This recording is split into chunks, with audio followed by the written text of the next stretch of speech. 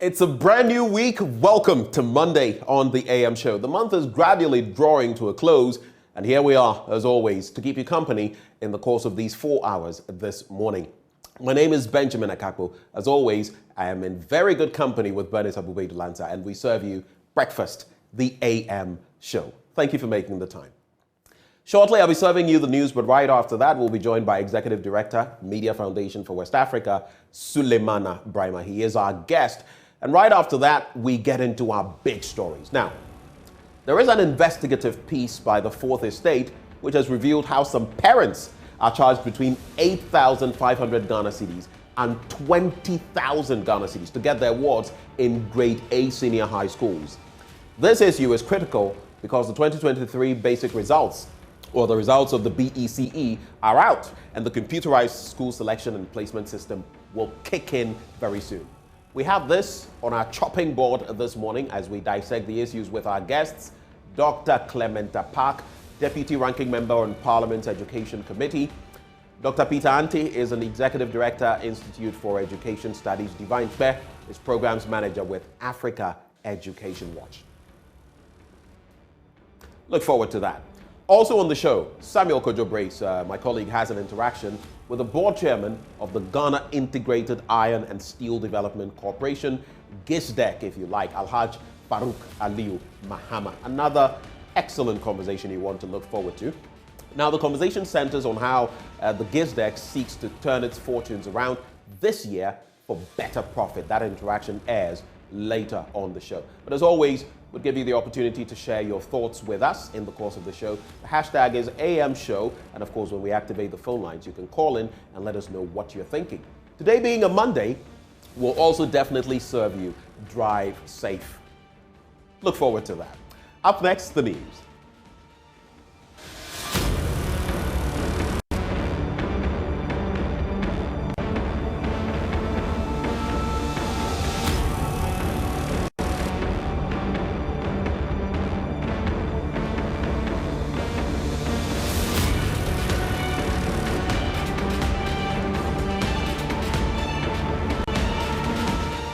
Thank you for staying. Let's get into our first story now. And Chairman of the opposition NDC, Johnson Esiedun Ketia, says the party is united despite opposition to the appointment of Dr. Cassiel Atoforsen as minority leader.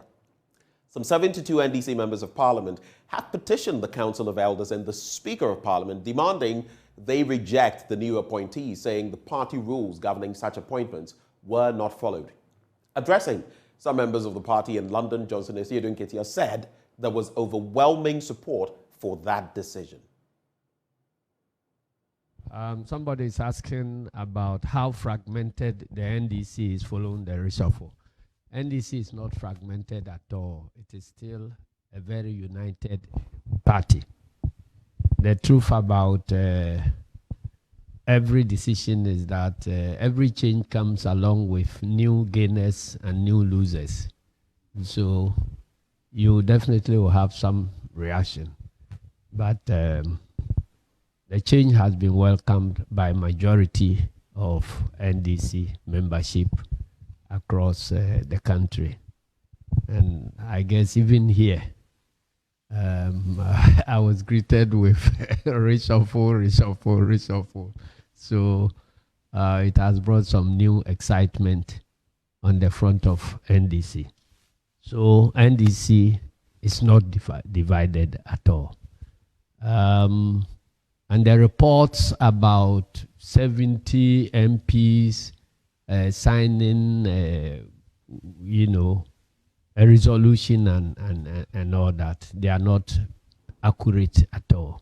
We heard about 70 MPs, then later we got the number reduced to 40 MPs, and eventually the press conference was attended by 25 MPs. And a lot of them, even at that event, were calling to assure me that they were there to witness what was happening and not necessarily associating themselves with the move.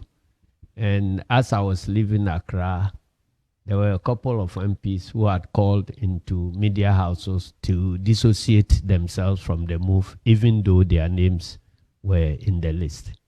And so that is that about it. NDC is not fragmented at all. I've already explained the motivation for the move, even though we are not bound to explain anything. It is not a normal practice for leaders to explain the reasons for their reshuffle. But NDC being democratic, and personally, I always want to, account for decisions that I take. So when I take any decision, I try as much as possible to let everybody understand why those decisions have been taken. That is why I went to the extra length of explaining the reasoning.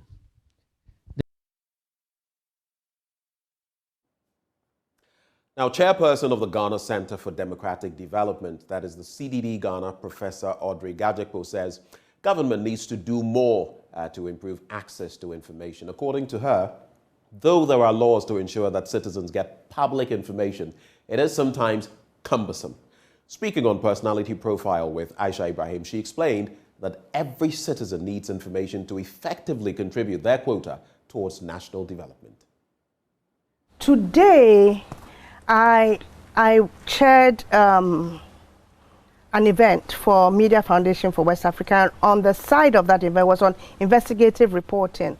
And some of the people that Media Foundation for West Africa was training were talking about the difficulties of accessing information. So the short answer to your question is that despite the fact that there's an act now, it's still not easy to get public information. And we need to continue to press for public information. Okay. So I like to remind people that the right to information is fundamental to us as citizens living in a democracy, because without information, how do you become a citizen and not a spectator? Definitely. So you do need information. You do need public information to hold people accountable, But we've come from a long culture where information was closely guarded. There were times when journalists paid a price just for asking for information, or sometimes getting that information to do their work, but they got punished. So we have that. We have secrecy laws that were on our books.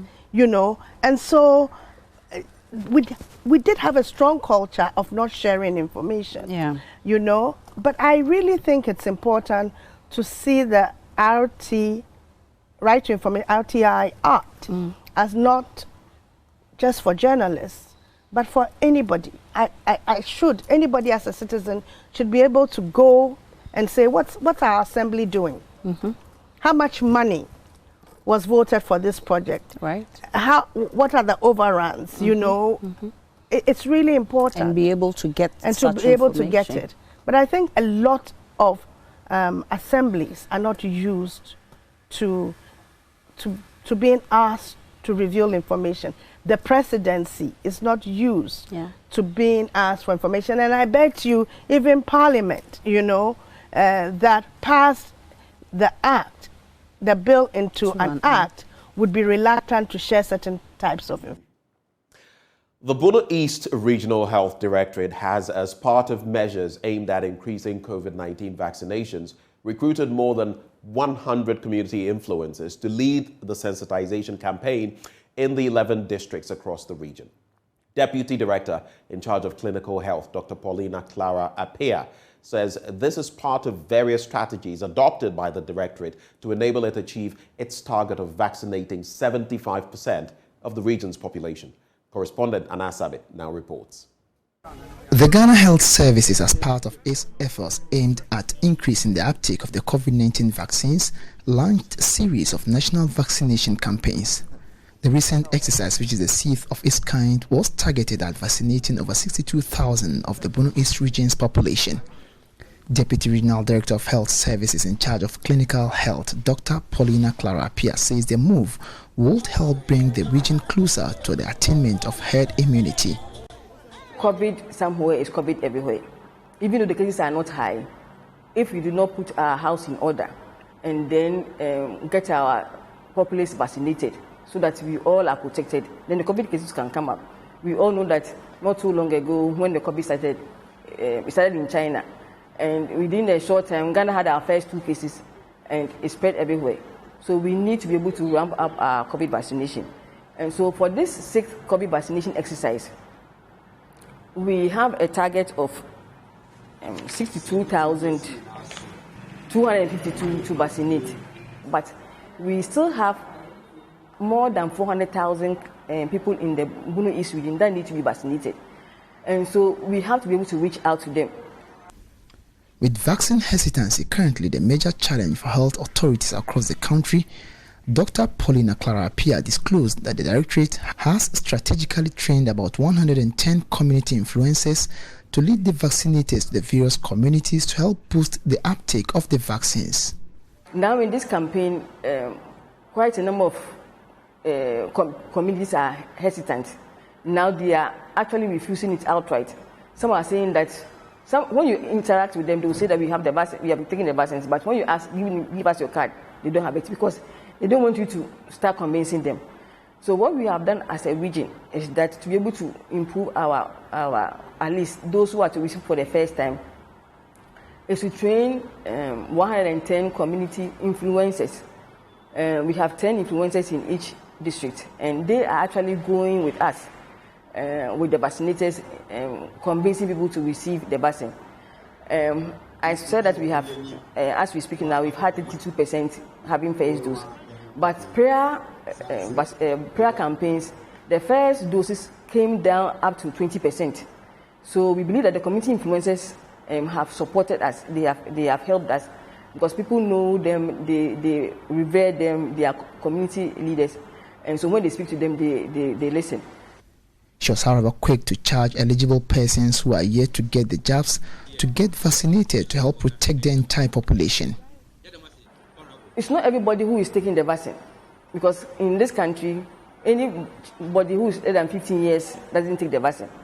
So again, it is for us as a society that if those who are eligible can take the vaccine, are willing to take the vaccine, to be able to protect the others. Because if I take, you take, everybody takes, then the likelihood that the virus can spread to those who are young becomes lower. So if people also understand that it is not only about you, but it's about all of us, I'm sure in some people they may also want to take the vaccine, and that is the message that we are taking out. The Bunu East region has currently vaccinated a total of 473,812 persons out of a target of 835,086 of its population, with a cumulative case count of 3,344 and a total of 76 deaths. Anna Sabit, Joy News, Kintampo. To our next story now, and the executive director of the Data Commission, Patricia Eduse-Poku, says the commission will ensure the prosecution of data controllers who misuse the private data of people. Speaking on Joy News to commemorate World Data Protection Day, she said her outfit was also going to crack the whip on some loan applications that are abusing the personal data of their subscribers. It's an area of great concern to the commission because many data subjects have become victim of these loan apps that are not regulated and not registered with the Bank of Ghana. It's fully online. They appear in your apps or recommended by friends. People click the link and download it to their phone. And what these loan apps are doing is capturing all your contacts, and when you default on a payment, it starts messaging and defamation of your character to all your contacts, calling you a thief, you're wanted, and all of that. And it's really distressing data subjects who have reported to us. We have also reported it to the police, and we are connecting with them and hoping to get to the bottom of it and find who the owners of these apps are to bring them to justice. So I mentioned our collaborative effort. On Tuesday, we've invited the NCA, the Cybersecurity Authority, and the NITA authorities, whose work is very complementary to data protection, to come and present to CEOs in the nation and to explain what we expect of them, not only explaining what the legal obligations are, but also highlights the benefits of doing data protection right. And if you look at our theme for this year, it's data governance for a safe, digitized environment, digitized space. So we want to explain and to discuss with them how we can improve the safeguarding of data to allow us to get out to maximize the potential of digitized information for effective and efficient decision making, such that businesses will begin to see the benefits of managing data right, putting a structure around the data management, and also reaping the benefits of having your ducks in a line, per se, having data in a good structure. Well, that's it for the news on that technological note, but stay with us. The news review up next.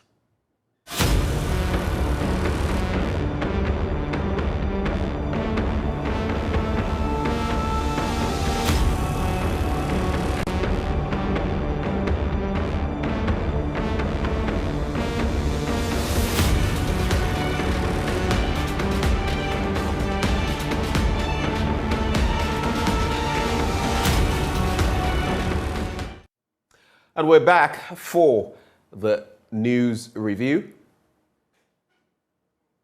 right here on the AM show.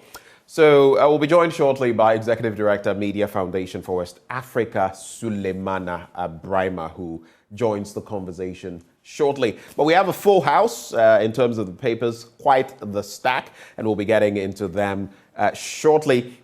But from the minority NDC's end, I'm talking about the minority in Parliament, quite a number of developments in recent times. Cletus Avoka apologizing to Ato Forsen, the NDC's chairman, Johnson Esiudun Ketia, now saying in London, in the United Kingdom, that, look, we have the majority of people within our party, at least those with the sort of interests that should be taken a look at, accenting to this and saying that it is the way to go. There may be dissenting opinions, but those who have assented to it, I should say, are more.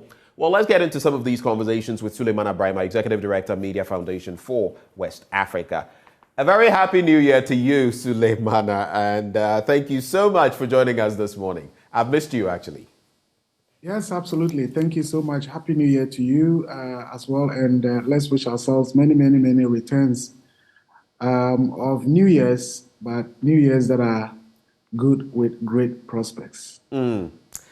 Let's look at your reflection on happening so far in this year. I mean, we've not had an interaction in this year so far, looking at the debt exchange program, how it's been handled, looking at all the different dynamics we're grappling with at this point in time in the year. In fact, recently I read about how Ghana's public debt stock has hit 93.5% of GDP, and even that was in November 2022. We've seen some improvement in terms of fuel prices. They could still be better. We've been told to expect some reductions further. But the major currencies, the hard currencies across the world, are gaining ground again against our Ghana cedi. Any very quick reflections before we move on? Well, we are just still within the first month of the year, and already so many developments have happened. The government has continued the conversations around the domestic bond exchange, the restructuring of the economic issues. We've seen, as you were talking about, this reshuffle by the NDC of its parliamentary caucus. We have had the very scandalous audit report by the Auditor General into the expenditure of COVID-19 funds. We are seeing so much around the National Cathedral. And at this stage, I think that the job of the National Cathedral board and those who have been handling it, the real job now is how to cover that pit, because I don't foresee any cathedral being built with all the scandals that are coming up, and men of God who really want to stay to their conscience, asking their colleagues to even resign and allow for investigations to be conducted into various expenses into the cathedral project. I think the real job now is how to cover that massive pit that was, excavated at the site. And then, of course, we've heard about gold for oil. And at some point, we were told that once it kicks in, we'll be buying fuel in single digits. We were told that the first consignment was in about 2 weeks or so ago. Fuel prices are still where they were. So quite a lot have happened already. And we can only look forward to what we as citizens can do to ensure that the right things are done. This morning, we are learning about the fraudulent activities within the school computerized school placement system. And I was about to get to that, but since you started off on it, let's go ahead. And then, of course, JoyNews did a fantastic work on the plight of kids in the Northeast region, I suppose. Ghana's schools of shame. Is that what you're referencing? We had a very, very embarrassing. So that's actually part of my interjection. That's the Pandai district of the northern region. Yes, and we had a very embarrassing comment from our Minister for Education, Osei Duchum, talking about those schools as schools of fame and not schools of shame. And I was deeply embarrassed that the minister in charge of education wasn't really ashamed by what he was seeing and embarrassed by it, and rather would describe these schools the way he did. And you actually posted on Twitter your embarrassment and asked whether he would send one of his children or grandchildren to those so-called schools of fame. I saw your tweet. Exactly.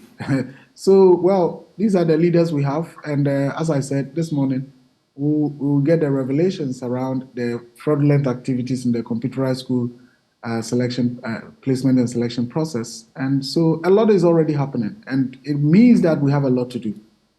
We do have a whole lot to do. And of course, that discussion that you've made mention of today, we're getting into it. We're going to slice and dice and get to the bottom of that investigative report. But Mr. Brahma, with your permission, let's get into the papers this morning. The Daily Graphic, stop $88 billion illegal outflow from Africa, Akufo-Addo urges states. There's also commemorative stamps. Ghana Post expresses gratitude to Otumfuo. You remember that situation. There's also GES cautions public over cash for placement. That is SHS placement. And there is also this very interesting one. Policeman service rifle leaves service rifle in Trotro. This one really got me. I was just thinking, how does that even happen?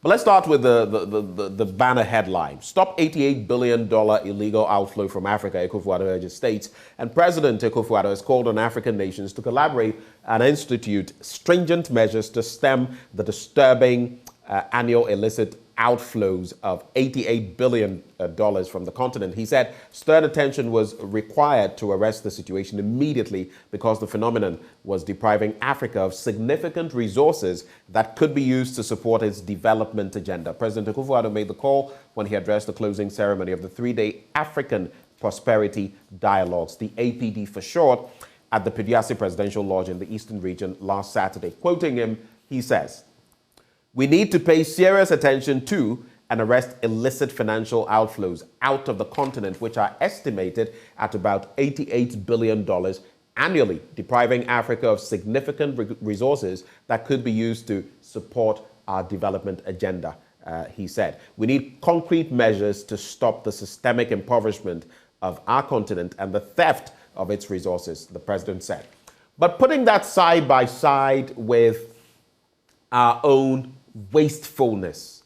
We all know Ghana loses some $4 to $6 billion every year on the back of corruption. the finance ministry itself at a point in time put out a figure of about 4 billion in reflection of how much we lose. You were referencing the Auditor General's report. We see all the rot in the system. We see how we have used COVID-19 funds and how there are so many dislocated reports. What does that mean vis-a-vis what the president is saying? Well, I think the president is talking about a very, very important issue on the continent and in Ghana for that matter, illicit financial flows. It is a matter that has gained global attention as something that has to be dealt with if we have to keep African economies strong and thriving. And as he said, if we are losing about 88 billion annually, and I think that is even a low figure because statistics from World Bank and other institutions point to a much more higher figure around, some 200, 300 billion dollars annually from Africa that we goes through illicit financial flows. So it's a matter that is so important. Around December, we had a public forum that featured the Economic and Organized Crimes Office, and they highlighted quite very, very troubling developments where, for example, you have huge disparities between the export of mineral resources and how much we get into the country, and so on and so forth. And these are through tax evasions, through money laundering, and other illicit activities. So that's really an important matter to deal with.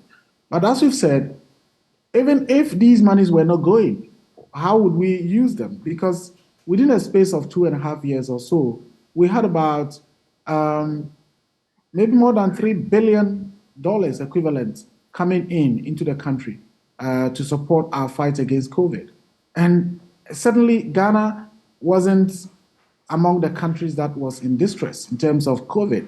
Yes, we all needed to prepare and all of that, but I don't think that Ghana did anything extraordinary to say that, oh yes, we fought COVID as government would want us to believe. Because the numbers in Ghana in terms of the death toll, if you look at other countries, Togo, less than 1,000, Cote d'Ivoire, less than 1,000, Burkina Faso, with all the challenges, less than 1,000, Mali, less than 1,000 in terms of official figures. So, and we had about 1,000 plus deaths from COVID. And then, of course, even in terms of infections, I don't think But in that instance, you would also want to look at the different population sizes. And we're pretty much larger in terms of population than Togo, for example. Yeah, but if you were to make that analogy, then you would say that Nigeria is over 200 million people. And so that's about times 6 or more of Ghana's population. And so if it was really about what extraordinary work that government did, that is what helped us to have far less casualties, then how about Nigeria?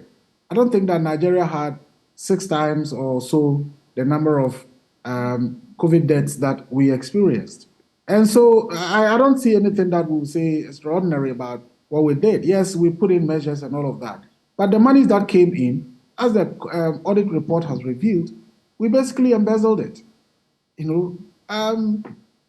We haven't seen any transformation in our health infrastructure.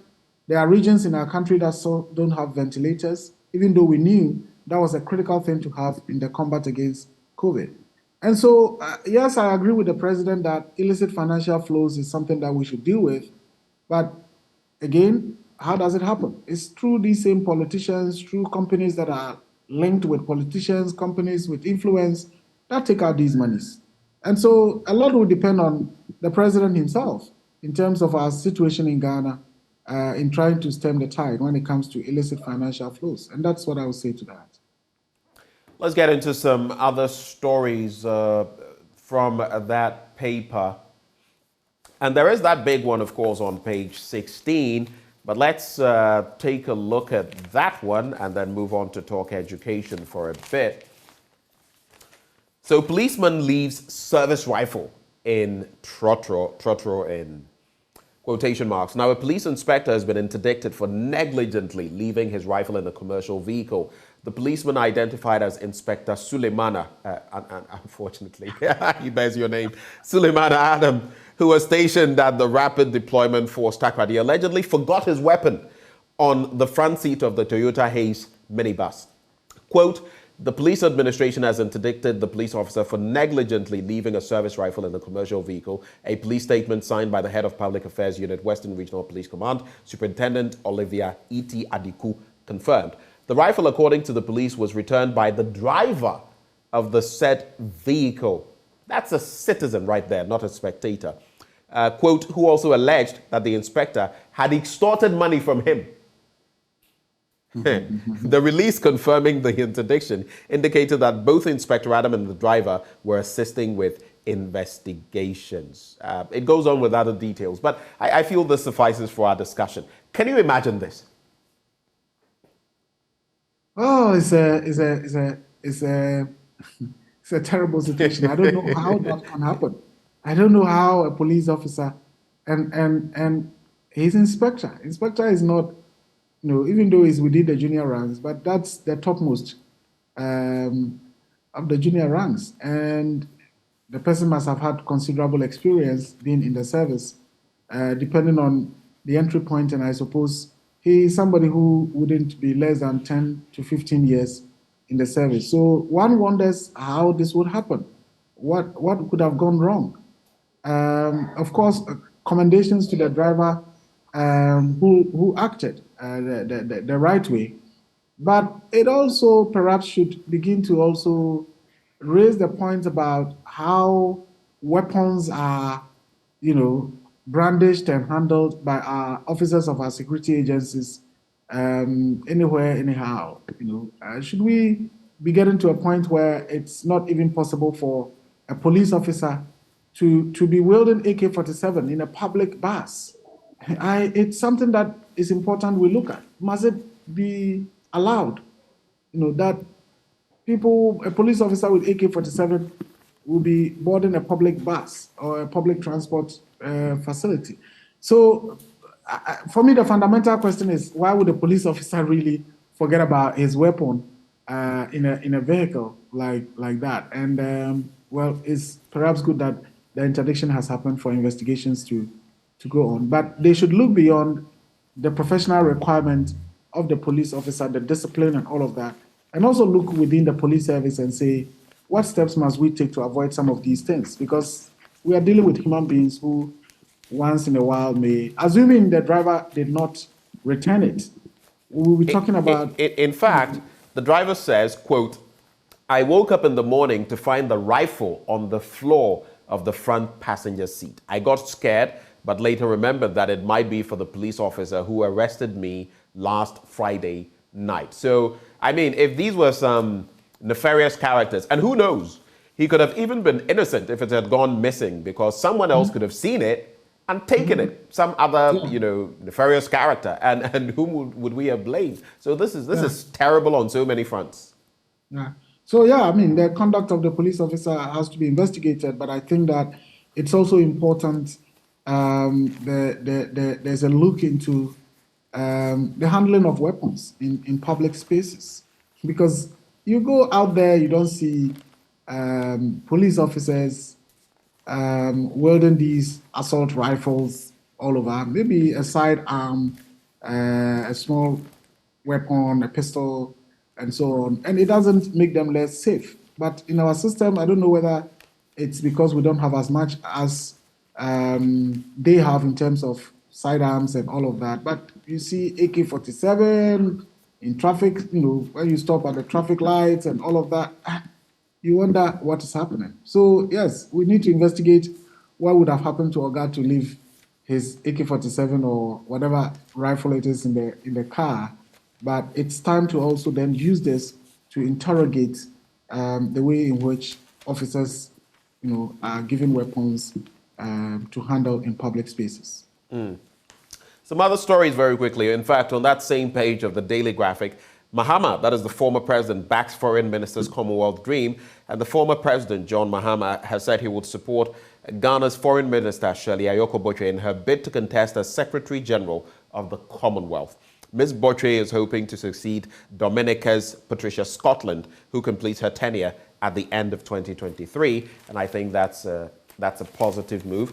There's also, on page 23, cocoa farmers refute Al Jazeera report on child labor. I'm sure you followed that and how they are saying they were set up. In fact, when we aired that story some days or weeks ago, they made mention of the fact that these Al Jazeera reporters had come into their community and coaxed them into bringing their children to the farm.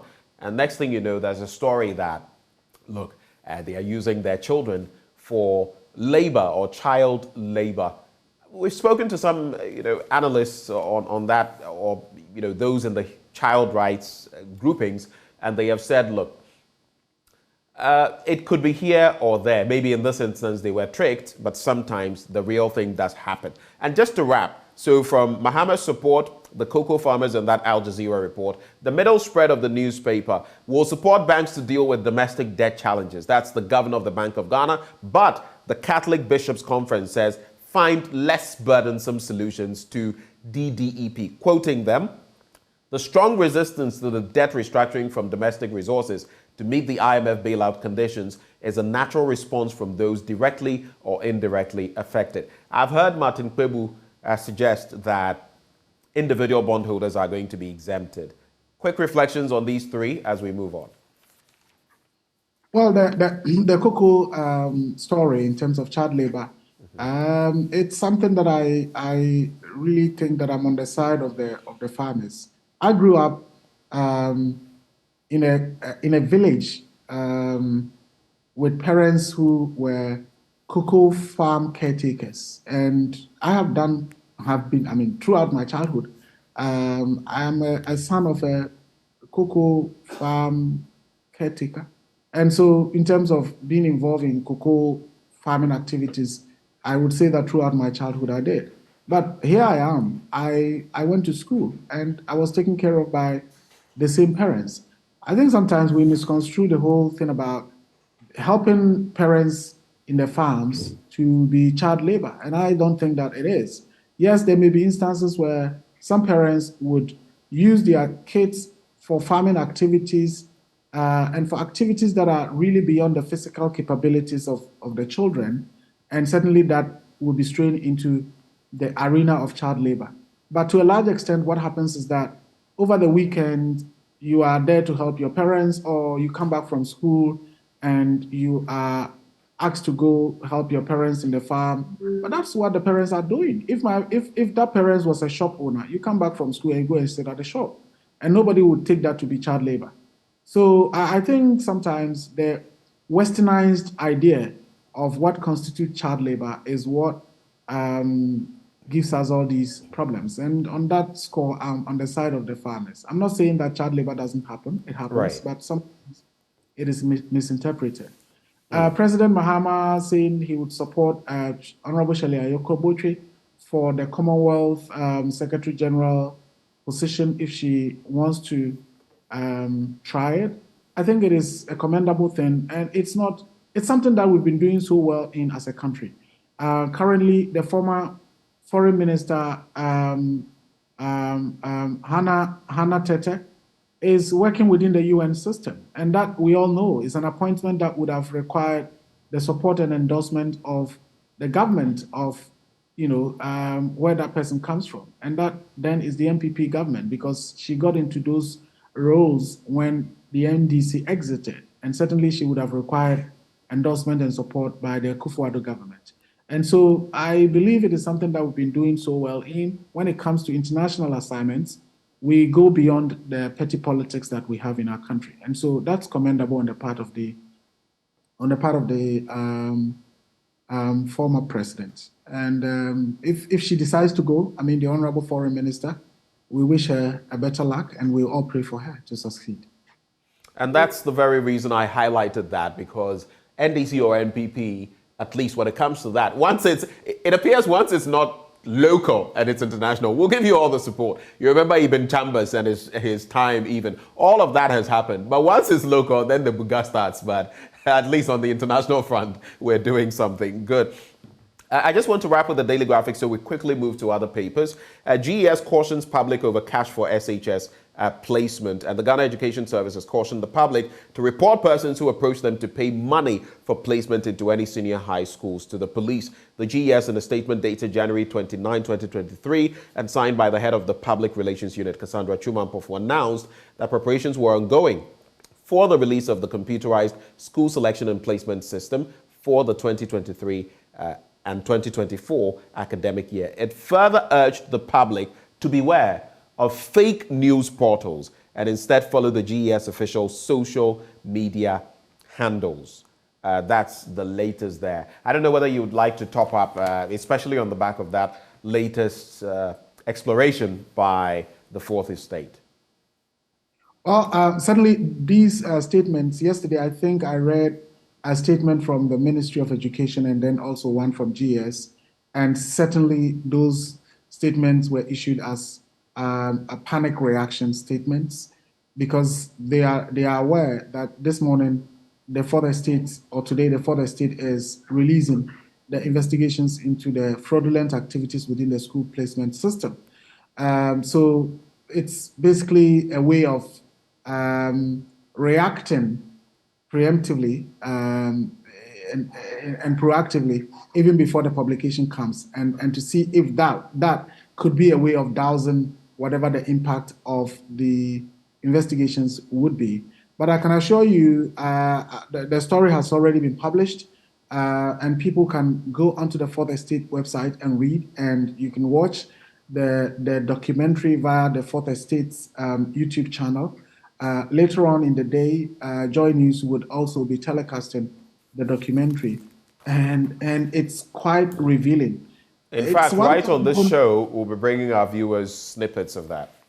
Great. It's one thing having people pose as criminals, and another having people pose as criminals and still be able to execute whatever they promise that they would do. And in this case, that is what the situation is. If you have people who are cleaners, able to effect changes, then you know that they are not really the persons behind the whole scheme. They are dealing with big bosses. And as the investigations reveal, in terms of Category A schools, we are told that it is only the minister and the Director General of the GES who have access to make placement and effect changes.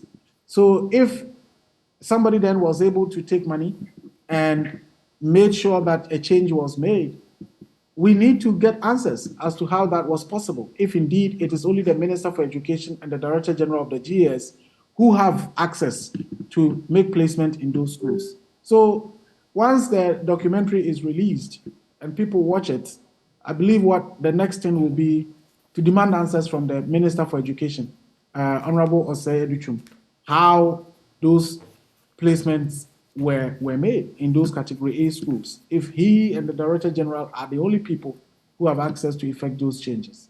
So I think at this stage, I will say fingers crossed. I will urge the public to go onto the website of the Fourth Estate to read the story and to watch the documentary. And then by evening and tomorrow, we can have a conversation and seek answers from Honorable Educhum. Right. These things. On the back page of the Daily Graphic, of course, we get wind of the fact that we lost 2-0 to Niger in the CHAN, and we're out of that tournament. Sad, because on the back of the warm-up in Egypt and all the dynamics, I was expecting more from our boys, but that failure in the first match and capitulating to Niger means we are out, and they will be playing, I think, Algeria in Oran. We wish them the best. I mean, in life, you lose sometimes, and when you lose, you can only be charitable and wish your opponent the best. We move on to the Ghanaian Times newspaper. Domestic debt exchange program. Government to announce new deal today as deadline for voluntary individual bondholder participation ends tomorrow. I'll bring you snippets of that story. Attorney General touts Ghana's strong human rights record at UN Geneva Confab. There's also ex-President Mahama advocates reinstitution, extension of debt services initiative for debt-strapped countries. We've been talking about the Paris Club engaging the G20, among others, for some debt relief. And then illicit drugs trade depriving Africa of resources and development. That's according to President Akufo-Addo. But let's just do that story on page 12. Government to announce new deal today as deadline for voluntary individual bondholder participation ends tomorrow. And the Ministry of Finance will today announce a new package for individual bondholders under the DDE program. A highly placed source familiar with the arrangement has told the Ghanaian Times. Although details of the new deal were not revealed, the source said the offer would be in line with the government's agenda to restructure its debt to a sustainable level in order to seal the International Monetary Fund deal. It described as inaccurate a statement by Martin Kpebu, convener of the Individual Bondholders Forum, that the ministry had agreed to exempt the individual bondholders from the DDE, which deadline expires tomorrow. Any quick reflections? Well, it's good that we are seeing some progress in this endeavor, because we've basically been caught up in a trap, and we have no choice but to implement some of these tough decisions. The only problem is that I think the finance minister, Mr. Ken Ofori-Atta, is managing the economy of Ghana with a mindset of managing data bank. I think he has a view that whatever he thinks and gets approval from cabinet, just as whatever he thought and gets approval from his management at data bank at the time, is what it is. I think he sometimes forgets that he's managing the public purse of Ghana and not the purse of his private entity.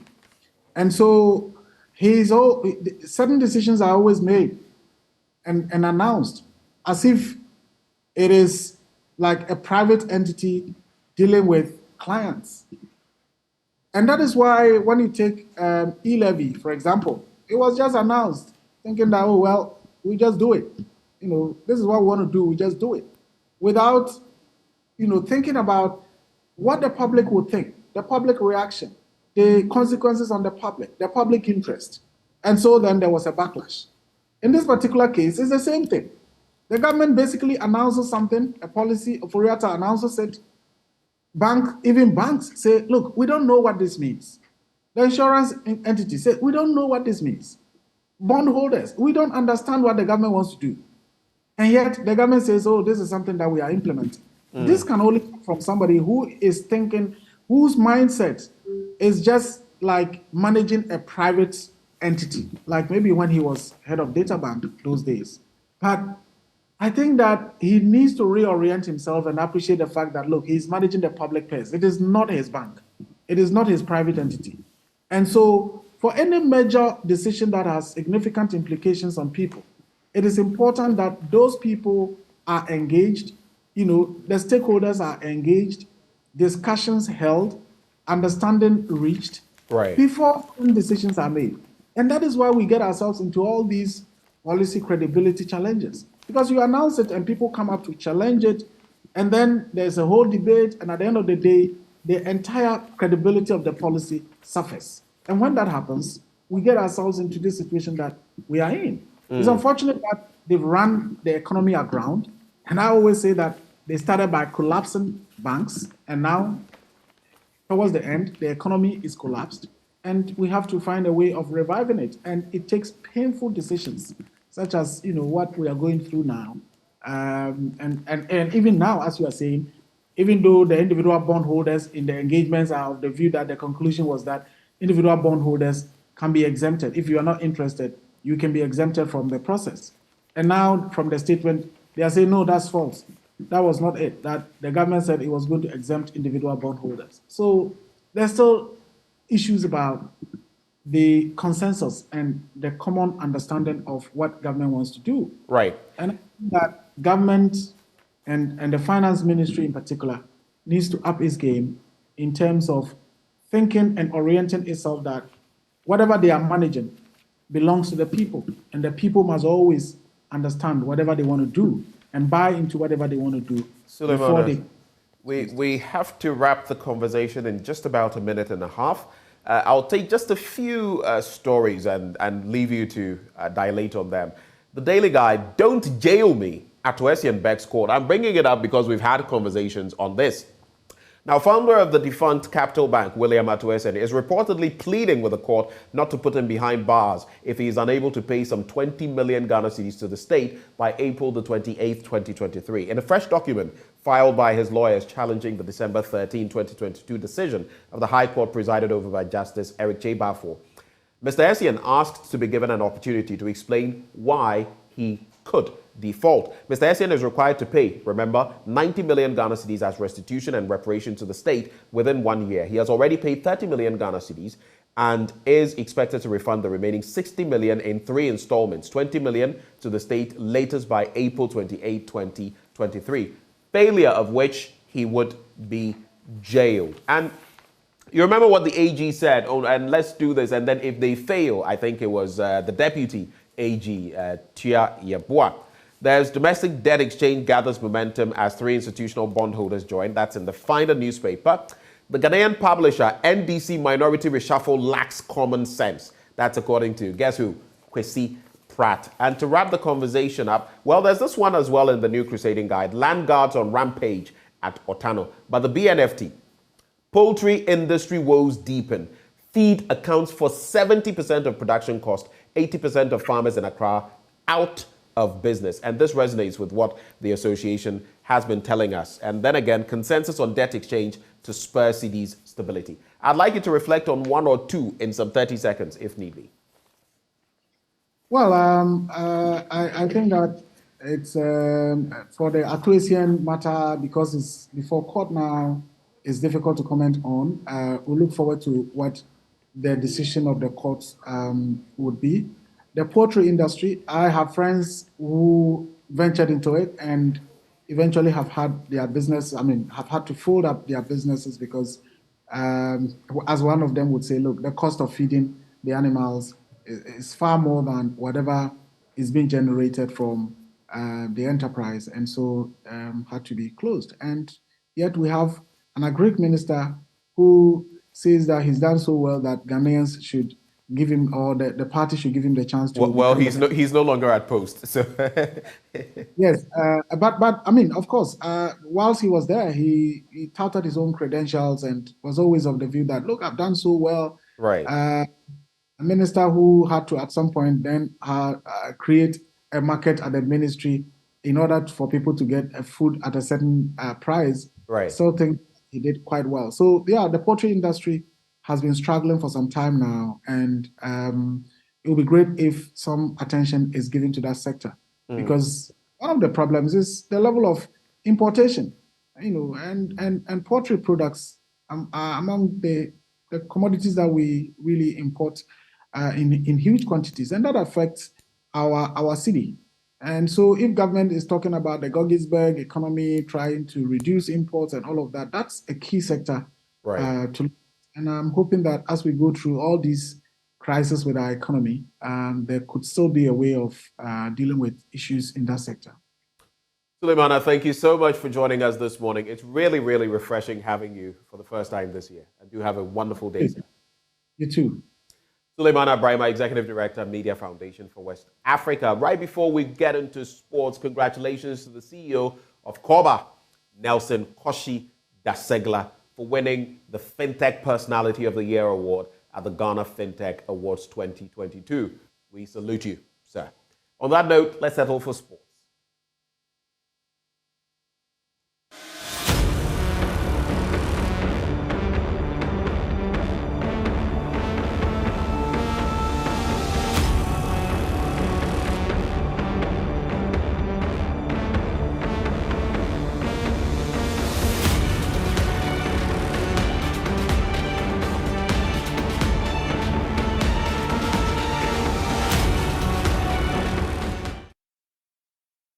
Twenty minutes to the top of the hour. Hello, thank you so much for staying on the AM show. I'm Bernice Lansah.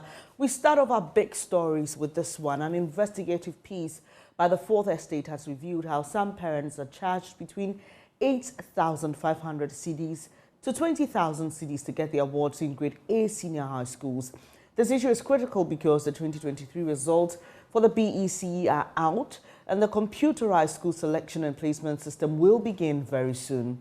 Well, we will be delving much deeper into the details of that piece by the Fourth Estate, but here are some excerpts.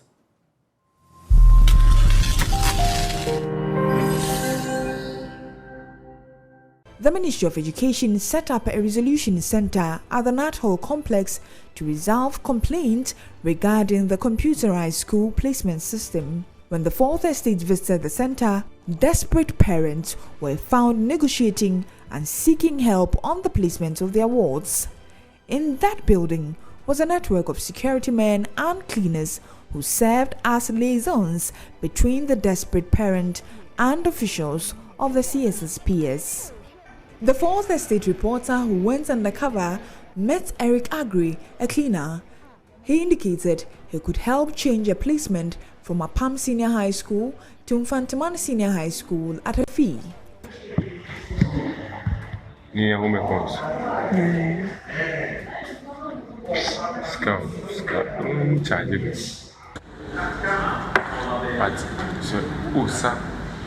Big school now, big school, and yet better as the amounts are we about. I still be to myself from a pound up on. But in less than 24 hours, Eric increased the amount from 7,000 to 7,500 Ghana cedis and would not reduce it. We presented another candidate who had been placed in Wesley Girls in Accra and wanted a higher grade school, Agri Memorial Zion Senior High School in Cape Coast. Eric demanded 8,500 Ghana cedis for that slot. After demanding and receiving payments, the syndicates changed the placements of the candidate from Accra Girls Wesley to Agri Memorial Zion Senior High School in 2 days. Why are they?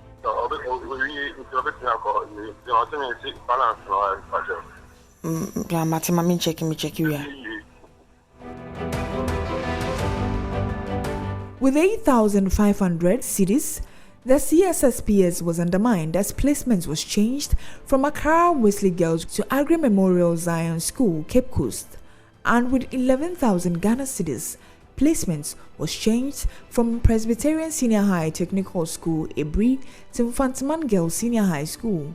The most sought-after Category A schools such as Wesley Girls at the time of our investigation were going for as high as 20,000 Ghana cedis. If only 2 people have access to Category A schools, you're able to tell who did the placement for a certain student. So if these allegations come up saying that, oh, a parent have paid money and this student have found himself at this school, you go to the system and IT people are able to tell which of the 2 people did the placement. So it becomes much easier than a situation where you have 100 people with IDs and it takes you so long to determine who did the placement for this person. So that is why access to Category A is very restricted. If there's fraud in the matter, then myself as Director General and the Minister should take the responsibility. I fully accept that and I fully agree. But that is also the reason why I knew that I'm part of it. I took measures to ensure that the issues relating to corruption and the place on the payment of monies and things like that have been dealt with. And I wrote to the CID and then the BNI.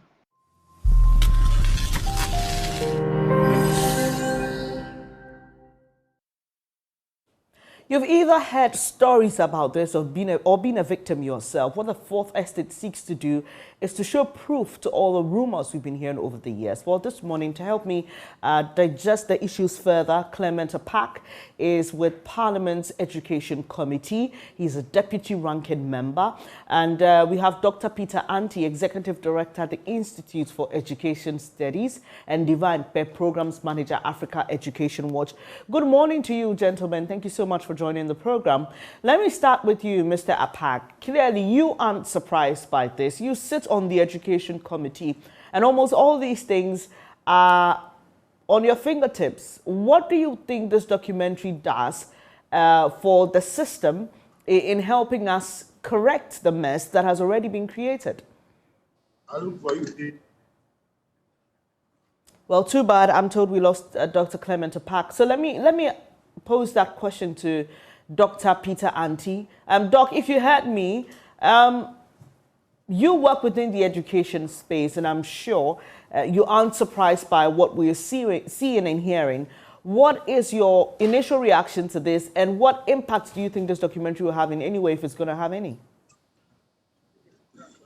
Good morning, and thank you for your question. Yes, we have heard rumors of this activity where people pay huge sums of money to get their awards placed in specific institutions. In the first place, it defeats the purpose of the school placement that was introduced by the government.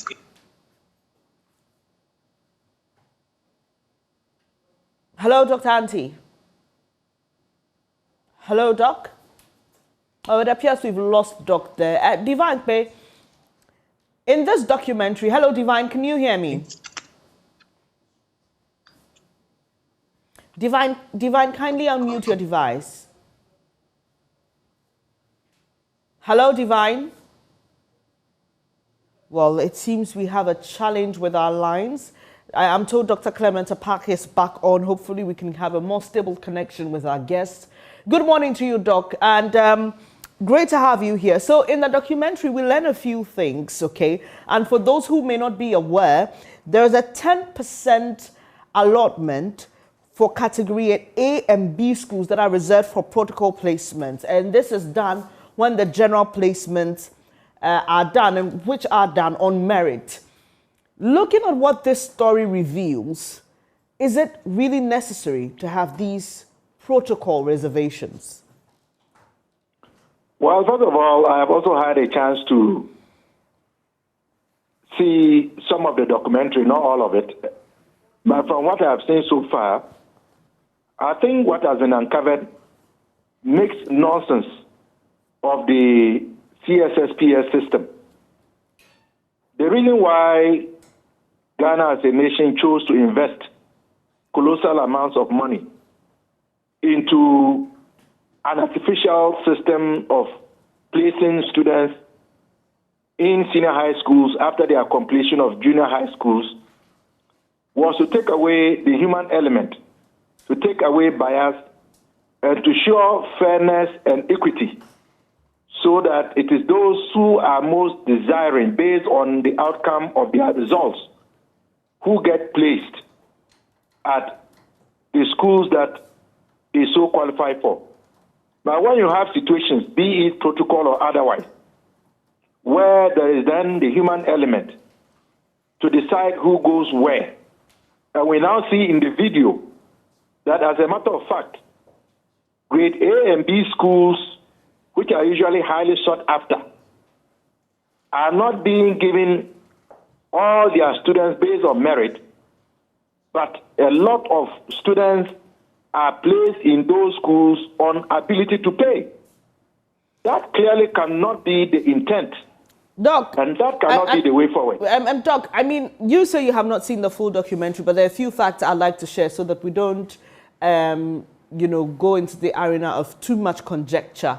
So what we're told, according to that documentary, is that after the school placements are done based on merit, 10% of the vacancy for grade A and B schools is allocated to the Ministry of Education and the schools themselves. And these are for protocol placements, right? So it's not as if the entire process does not go through the CSSPS as we are being told. But when it comes to the issue of these protocol vacancies, then that's when people take monies in order to place certain students there. And that's why I'm asking if it is even important to have these protocol placements in the first place, because without them, clearly, then there will not be this issue we are discussing. Well, but that's the point I'm making. Yes, I may have spoken generically, but it does not in any way dilute what I am trying to say. So what I am saying is that it is totally needless Well, what is the point of that protocol arrangement? What is the point of those protocol allocations? Well, we are told that, people like yourself, people in parliament, MPs, old students of certain schools are given some, leeway when it comes to having access to admissions in these schools. And we know that this is something that happens. There are some influential people in society who may be able to pull a string or two when it comes to placing a ward in a certain school that that child wants to go to. But you see, that is unacceptable. I have been opposed to anything protocol because it never ensures equity. It doesn't ensure fairness. It is usually biased. And I'm not surprised that it is that conduit that is being used as an incentive to sell slots.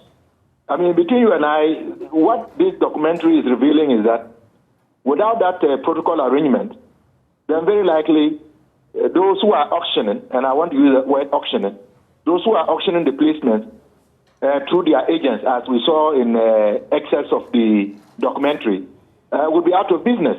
And I'm sorry to say that this is replicated in almost every other institution that requires recruitment of one form or the other. When is it going to stop? We see it happening with recruitment into the Ghana Police Service, immigration, the Ghana Army, and you name it. And now it is being revealed that it is also happening in the placements of students into senior high schools. So I am totally opposed to anything protocol. Let those who qualify go through the needed processes and let them gain the admissions legitimately, not because of who they are, where they come from, who they have been born to, and who they know.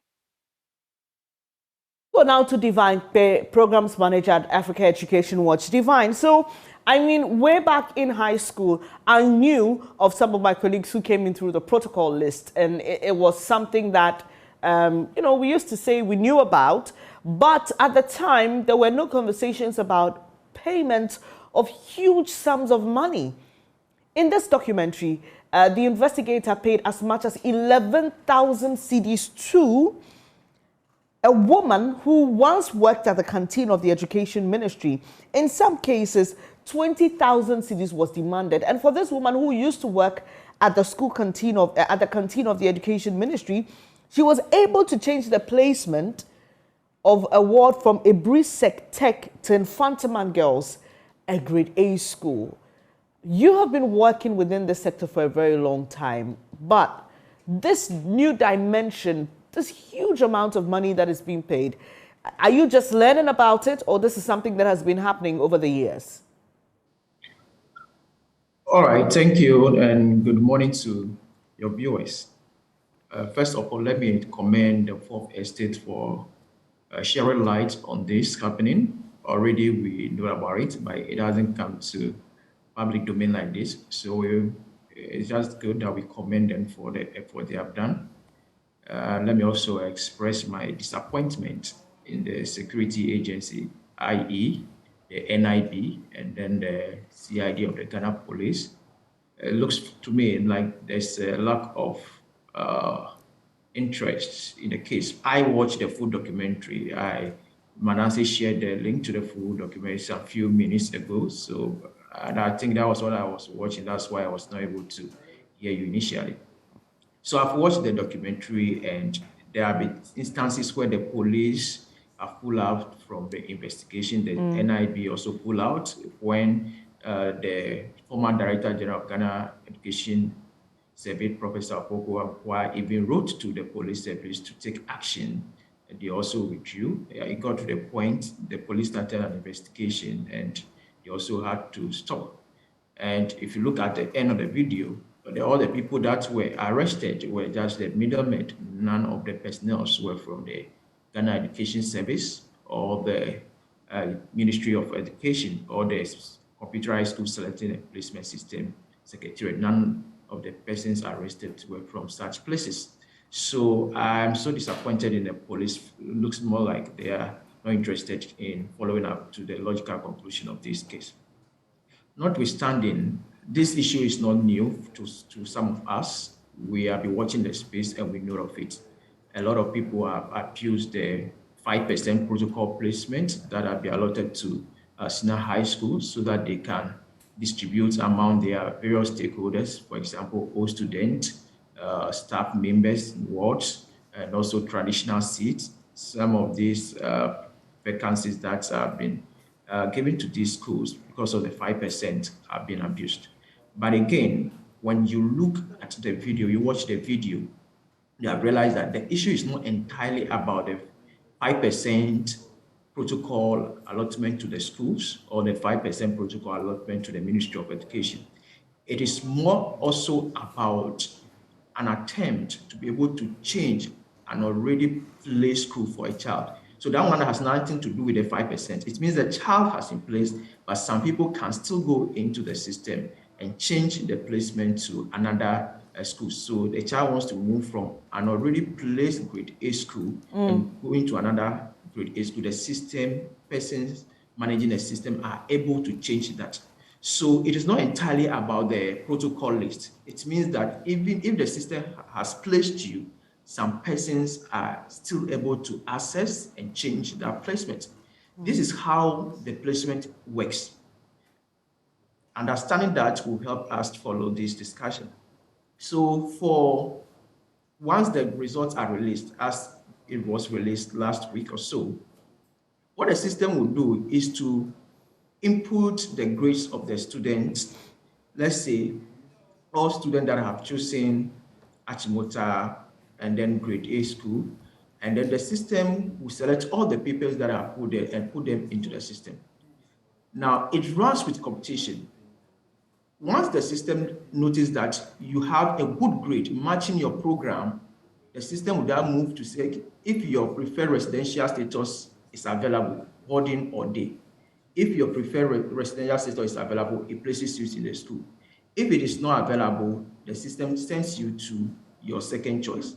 And again, it runs the process in your second choice. If your grade is matching the program in your second choice, if yes, it is matching your grade in your second choice and your residential status is available, it places you. If it is your residential status is not available, it sends you to your third choice. So what it means is that the system should be able to do this on its own without persons changing it. Once the system has run this on merit base and somebody can still have access to the system to go and change it, then the narrative should not be limited to just that the protocol list is being abused. No, it means that even the merit base that we are talking about, that the system should be able to place you based on merit by matching your grade to your program in your first choice and to see whether your grade is good for that program in that first choice. If it is not good, it sends you to your second choice. If it is good, it checks whether your residential preference is available. If it's not available, it sends you to your next choice. If it's available, it places you in school. So the system itself is being abused, and we should be worried about that equally, not just the protocol that is being given to the schools and then the ministry being abused, but also the system is still being compromised. And for me, I feel that the Minister of Education should be much interested in this, because if you watch the video, the investigation indicated that only 2 persons have password access to the category A schools, i.e. the Minister of Education and then the Director General of Ghana Education Service, in this case, the former one, Professor Farouk Mahama. Only the 2 of them have access to the category A school, I mean the password to access the category A schools. So if there have to be any approval for change in this category A school, it means that it must have the express approval of any of these 2 individuals. And Divine, so that's pointing fingers at any of these individuals, I feel they should also be interested in following this case to its conclusion. But Divine, where the investigation is going, Divine, can you hear me? And then, hello, can I be heard? Divine, can you hear me? Yeah, I can hear you. Can right. You hear me? Yes, I can. Apologies to interject, but on the point of who must take responsibility for this fraud within the system, the former Director General of the GES, Professor Farouk mentioned, and you've already hinted at that he realized this, informed the security agencies about it. There was some form of investigation happening, but it was stopped suddenly. He does admit, though, that if anybody should take the blame, it should be him and the Minister of Education. But here's the other thing. We know how these things work in government institutions and how, even clearly with this one, when there's somebody who really wants to see a change or a stop to it, they're either frustrated by another agency that's responsible for ensuring that the rot is cleared. Is it fair then to say, for example, and I've posed this question to the producers of the documentary, and hopefully they will respond to it. If the minister or the GES boss was given a list of changes and he had to approve it, was he aware that money was taken for that? Should we really be blaming them for the fraud? Yes, one of them says he's aware of it. He was trying to do something about it. But is that the case? Is that a true picture? Because like I'm saying, and I don't want to begin to mention other agencies to dilute this conversation, but it happens all over the place. You go to a place as a boss, you try to effect change, and then before you realize, you're either moved or you don't make any headway because they are entrenched. There are people within the system who have done this for so long and wield so much power. Sometimes it will surprise you beyond the people who sit at the top. Yeah, Zoe. So that's where I'm coming in, that the minister himself should be much interested in this case to ensure that investigation is fully done. Yes, we could have the case that a list of changes have been brought to you. Per the documentary, we understand that only the minister and the former or the Director General of Ghana Education Service, in this case, the former one, have the password to the age schools. And if there's to be any change, only them can approve that. Once the documentary is pointing fingers at you, it is very important that you let investigation come to a full conclusion. But where the police or the security agencies seem not to be interested in it, they themselves need to be worried and be able to push for this. So it's surprising that at the end of the documentary, only the persons that were arrested were the middle individuals. No person is from the ministry. No person is from GES. And it means that once GES is even an agency of the Ministry of Education, the ministry itself can carry out its own internal investigation if the security agencies, for whatsoever reasons, not to be interested in investigating the case. Whatsoever, if they are not, once you are the minister and then a finger is being pointed at you, you should even set an internal investigation so that they can carry out the process. Whosoever may be involved could be identified. The persons that are doing the thing that have been arrested, they'll surely know somebody from the ministry that they have been dealing with. Because in the video, we heard somebody speaking to someone at the Ministry of Education, and then someone also spoke to someone at GES.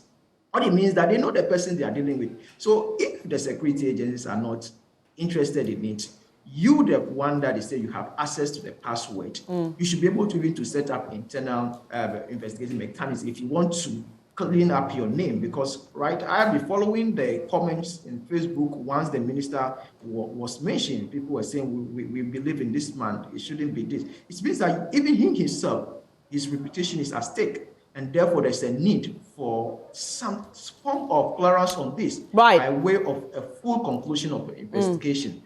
So, I mean, we shouldn't let this rest. It's good that light has been thrown on this, but we need to ensure that this thing, a full investigation is done, and we must be able to question the security agency why they are not interested in this case. Right, Yvonne, let me bring in... by still pushing for this case to ensure that persons, elements that will be within the ministry and then the GES that are doing this are brought to book. Otherwise, we'll come back discussing this issue. It's something that is within the system. We know persons are abusing the protocol list, but as I mentioned, it is not entirely about the protocol list. It's about how the system should place students on merit. Because once you can change the school of somebody that is already placed, it means that the system is no longer on merit base. Because the system, as I was explaining, is able to check your grade, compare it to your program of choice in your school. If your grade matches your program, it places you in the school based on the fact that your preferred residential status is also available. Once the system has done all this and places somebody, and somebody also has the power to go into the system to change it, it tells you that this entire system is already also not based on merit anymore. And therefore, we need not also just to rest on the protocol aspect of it, but how individuals still have access to the system to even change an already placed student. Right, so divine. For me, I believe that the minister has something to do in terms of ensuring that investigation is conclusive on this. Okay, let me move to Dr. Clement Apak now. Doc, so I'm just learning that the ministers did say, the minister and the former Director General did say that they are aware this is happening, but they didn't sanction it. Neither did they take any money from anybody to approve anything. All they know is that a list appears on their table and they have to approve that list. So you understand how these things work, and obviously as someone who has been in Parliament for this long, and I've referenced other government institutions without mentioning names because I don't want to dilute the conversation, but we know how these things pan out in different institutions across the country. Should we be laying the blame squarely at the feet of the ministers? If so, what of the minister and the former GS boards? If so, what should be done to ensure that for once, we'll be able to say this is a thing of the past? Responsibility is that of the minister, because the Ghana Education Service is an agency under the ministry. And from what I know, from the documentary and even my private conversations with those who know the way the system works, the Director General and the minister are the two persons who have access, unfettered access, as far as the placement system is concerned, and particularly so to do with grade A and grade B schools. So if we have seen that placements are being sold and auctioned for persons to get the awards into grade A and grade B schools, you cannot tell me that the minister can feign innocent. If he knows that he hasn't done that, he's done no wrong, then he should be the one eager. He should have been championing the call for an investigation to fish out those who are doing it so that he can exonerate himself. Barring that, and given the liturgical attitude of security agencies towards investigating this matter, it seems to suggest that it is an institutionalized cabal that is at work. And perhaps there are many tentacles that the octopus has. So my suggestion would be that at this point, we ought to be looking at the Office of the Special Prosecutor or the Commission for Human Rights and Administrative Justice to look into this matter. The disinterest of the security agencies is very telling. And the fact that, quote unquote, this has been known to be happening, and yet calls for an investigation have not been championed aggressively, particularly by the ministry, leaves a lot to be desired. All right, Doc, at the heart of this problem is the craze for certain schools. And over the years, we've tried to, integrate the system, help people understand that you don't necessarily have to be in this school to be, somebody in future. But it appears that it's still at the heart of the issue. How do we deal with the problem where students, accept the level or whichever institution that they are given to go study in? You see, this revelation raises a number of issues, and even then goes to the core of the credibility, fairness, and equity within the context of the entire CSS PS program. And remember that this is a computerized system that the state has invested massively in. A whole secretariat has been recruited to undertake this activity. And so when you have situations where changes can be made in a way and manner that even the minister and the former director of the Ghana Education Service would say that they are not aware of, then that tells you that the possibility of students who had already originally been placed by the system being dislodged by the selfish individual greedy interest is very prominent. And that is my worry. And that is why I am saying that this matter ideally should elicit the highest form of investigation, because the implications are far-reaching. Implications are far-reaching. And that is my biggest worry. And until we begin to investigate, identify, and punish publicly punish and shame those who are compromising our system, those who are using privileged positions to profit, we are going to go nowhere. I'm sad to say. Privileged positions. What exactly do you mean? Well, somebody is allowing what is going on to go on. I mean, we've seen the documentary, at least I've seen excess. The lady who used to work at the canteen and the other young man that I saw, and the one who was also showing had the phone where he was receiving information from somebody indicating the schools, grade A schools that had vacancies. Clearly, they are the minnows. You know, they are in the periphery. There are those in the center of affairs who are filtering this information to them. And those are the people that we should be interested in. And those are the people we must uncover, prosecute, jail, humiliate, and expose to serve as a deterrent. That is what we have to do. So we're learning that for the 2022 BEC, okay, we are not learning. We do know that the results are out and the placements will begin soon. The students will begin to know which schools they are in. About 552,276 students wrote the BEC last year. That's a huge number. We understand that in every system there will be a certain need for some corrections to be made here or there. As MP, I'm pretty sure that you may have encountered a student who did so well but didn't get their school of choice and may feel discouraged and may want to, try to solicit your help. In that regard, how do we deal with those other problems that are created within the system without going this route? It's an issue. I mean, the pressure is already on. Year in, year out, there's always pressure on every member of parliament because the perception is that we are allocated some protocols for, school placement, recruitment into the army, police service. But I tell you, it is not true.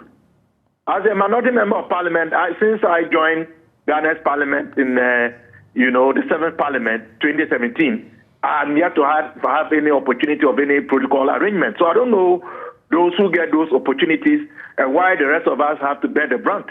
And this actually generates a lot of disaffection for us from our constituents because they feel that we perhaps are being greedy and selfish, and perhaps we get these opportunities and we don't give it to them.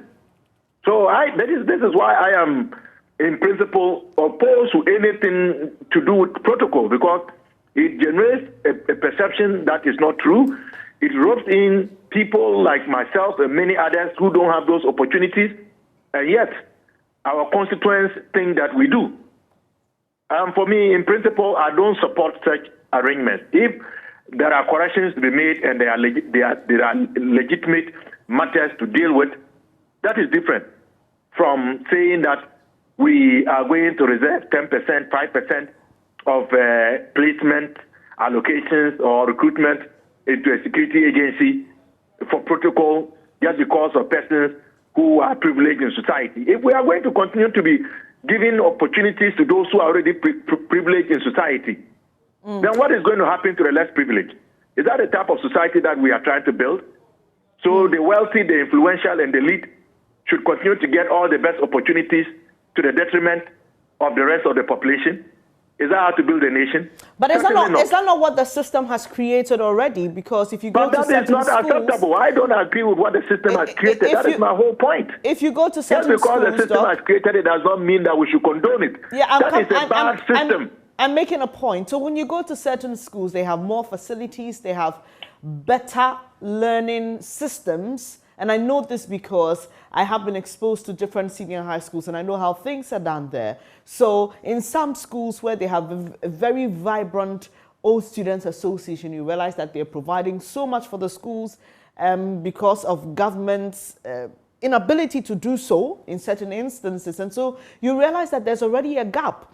And that's why a lot of students will prefer one school over the other. And in cases where they think that they did extremely well and they should be in that school and they were not given the school, that's when the parents sometimes will go through everything, will go all lengths to get them, like paying 20,000 cedis just to place your school, your ward in a certain school. So aren't we missing the point if we do not deal with this system where other schools have better facilities and better opportunities than others? And if we deal with this before that, aren't we putting the cart before the horse? Well, the issue is multifaceted. We can tackle it from a multiplicity of angles. Yes, you are talking about the systemic factors influencing the current situation. I do agree that if, for example, every single senior high school across the length and breadth of the country had equal capacity, facilities, teachers, infrastructure, and what have you, then there wouldn't be the need for parents to try to struggle and to pay huge amounts of money for the awards to gain admission into specific schools. So yes, if every school was a grade A school, then there wouldn't be this sort of, animal farm type of competition, survival of the fittest. Sadly, it is not. So yes, ultimately, what we should be working towards is to ensure that every single school, every single secondary school in this country has the same facilities. I will use my own constituency as an example. We have only 2 secondary schools, the Kanjara Day High School and the Pumbisi Senior Agric Secondary School. I mean, I can tell you, none of the 2 schools has a library. There is no science lab. There is no ICT lab. And then, yes, the facilities are simply deficient. But if that school also had the same facilities like a Presec, an Achimota, a Wesley Girls, an Abri Girls, clearly that would have been preferable. And that would make the options available in sufficient quantities to all. And that then would have eliminated the current situation that we are discussing. But this is going to take years and a concerted effort by the nation, a serious political will to try and bring every school to par. But in the meantime, are we saying because that is not happening, we should allow the continuous fraud and the use of illegal means to allocate students of the privileged places in grade A schools to continue? My answer is no. Dr. Peter Anti has reconnected via phone, and let's hear his thoughts on this. Doc, just before your line dropped via Zoom, you were sharing with us what your thoughts are on this and whether we will see any impact as a result of the revelations. And if we will see that impact, how do we go about correcting the system?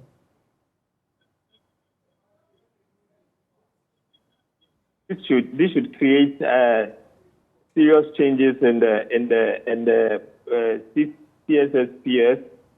I think that the ministry and the Ghana Education Service should come together and find ways and means to help resolve this the corruption that is taking over the program. You see, the point is that the basic objectives of this computer placement system have been defeated, and I have to state this because we introduced this at a time where we felt that the manual system had got a lot of challenges that were preventing students from easily accessing secondary education, a lot of challenges that included supposed headmasters benefiting financially from it, and that human interface and the delay in the admission process. So we decided to introduce the computer placement system to ensure that we bring in transparency, fairness in the allocation of applicants to various senior high schools. So that is the first objective of the policy. So after years of implementing this, if you see this, and I have to say that if you read research work on a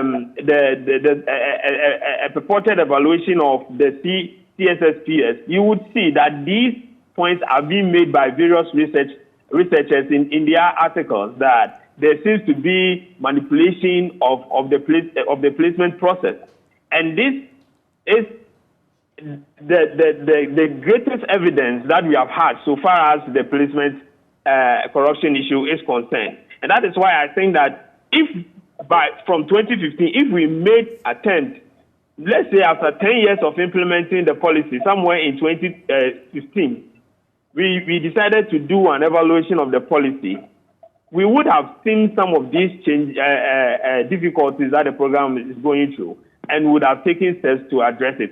But since we have had this, I think the authorities should take advantage of it and make changes in the placement process. I've seen letters from the Ghana Education Service and the Ministry of Education cautioning parents and telling them that they should not get themselves involved in the placement scam. I think it's a good direction, but the desire of parents to get the best quality education for their awards would definitely lead to them, some of them, still looking for avenues to ensure that they get these things done. And that is why I think that the ministry should take a step forward and institute in-house measures that or checks that will check the abuse of the system. I've listened. I heard the minister indicating, and I know for a fact that this code, you see, because it's an IT system, anybody who goes into the system and changes or input or places a student in a particular school, that person leaves his signature, traces in the on the platform, and therefore those persons can easily be identified and dealt with. But Doc, it's interesting because you see, from the stories that we are told, especially with the ones that received approval and a change to infantoman girls. Hello, please, can you speak a little bit? I'm saying that is interesting. You know, when you raise the issue about the people who make the changes being found out and all that, at least from some of the stories we heard in that documentary, these changes were done with approval from the bosses, right? Because they cannot be done any other way. It appears that the bit of fraud ends at a certain point, and then the process resumes its normal dimension. I don't know if you get what I'm saying. So just I understand. I understand. Yeah. Perfectly. So just saying that going to the back end and seeing who affected that change could lead to solving the problem in this scenario that I've created doesn't really wash, does it? No. You see, the point I'm trying to make is that if there are abuses in the system, there should be in-house measures to check those abuses. Okay. So technically, these students are placed by the system automatically. And there are human beings that work on these things. And because we know that the topmost people in these two institutions are let's say, the final point, they should be interested in finding out how this process got so much abuse to this extent. And in saying this, I know, I'm aware that I think last year, the Deputy Director General, Dr. Chando, was in your studios, Joy FM studios, and alluded to the fact that they have written to the NIB and then the CID to institute some sort of investigation into the matter. I also know as a fact that letters were written by the Director General to the investigative agencies to do these kinds of investigation. What I'm saying is that the topmost people should be interested in finding out those who are abusing the system. And in doing that, they should have in-house mechanisms to check the abuse.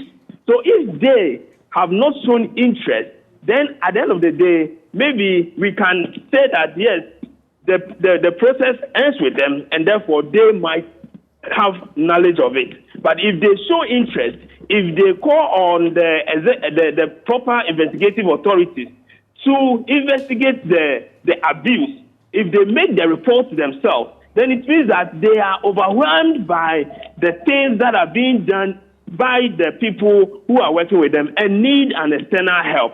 So that is the point I'm trying to make.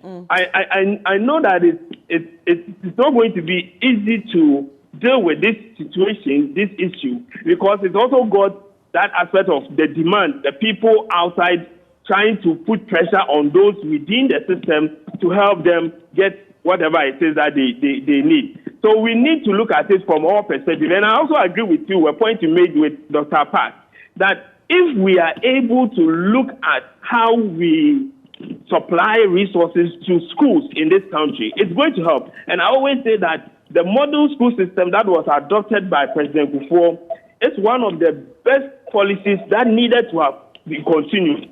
Because what that system did was that it tried as much as possible to raise within each district a school that can be classified as a Category A school. That particular policy has never been continued by subsequent governments or authorities. And I'm hoping that we will learn from that model and at least raise 2 or 3 secondary schools to a Category A school within district, so that pressure on Category A schools would minimize. And in doing all these things, we'll be able to bring the fraud within the system to the barest minimum. But my last point is this: the objectives of the policy, the reason why we introduced the policy, if you look at the policy document and the various evaluations that have taken place in terms of the school placement system, I dare say that we have failed, and it is time to overhaul the system and put in place certain mechanisms that would at least bring to the barest minimum the impact of human decisions when it comes to the setup that we have. Overhaul the system, you say. Finally, from you, Dr. Clement Park, you are on recess now. I don't know if this has come to the attention of the Education Committee in the Parliament. Has there been any interaction with your colleagues? Do you intend to take this up a notch higher? Dr. Park? Hello, Doc?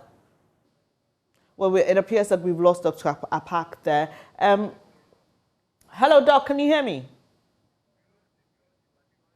All right, sorry about that. We lost Dr. Clement Park there, but we still have Divine Pay, who is with Africa Education Watch. Divine, Dr. Anti says an overhaul of the system. That means that scrapping it all up, looking at a new way to go about this. Do we have the time for that? Do we have the luxury for that? Do we have the finances for that? Or you think that we should just look at modifying what already exists? All right. I won't agree that we have to overhaul this or set it aside. It is why I've invested so much into digitizing the system. So if we have come this far, let some of this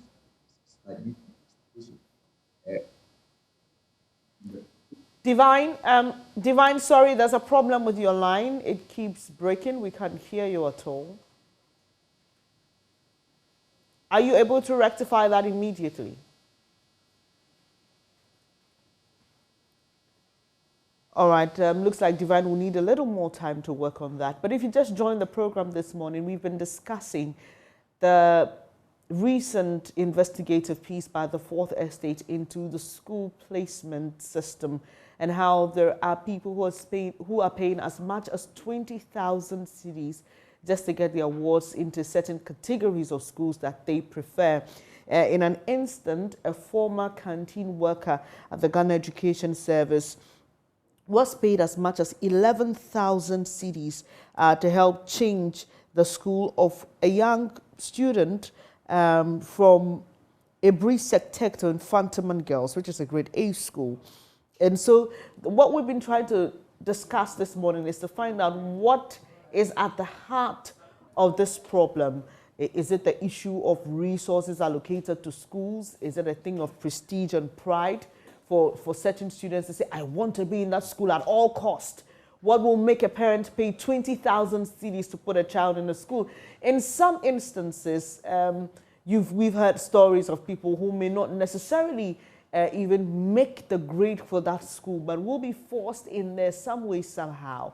What is at the heart of this, and how can we solve it? We've been hearing from Dr. Clement Park, who is with the Education Committee, Deputy Ranking Member, and he's been suggesting a relook at the system, and he says that he's totally against this whole idea of the protocol list. And also Dr. Stephen Anti and Divan Kwe have been sharing their thoughts as well. I've been joined by Manasseh Azuri Awuni. He's with the Fourth Estate.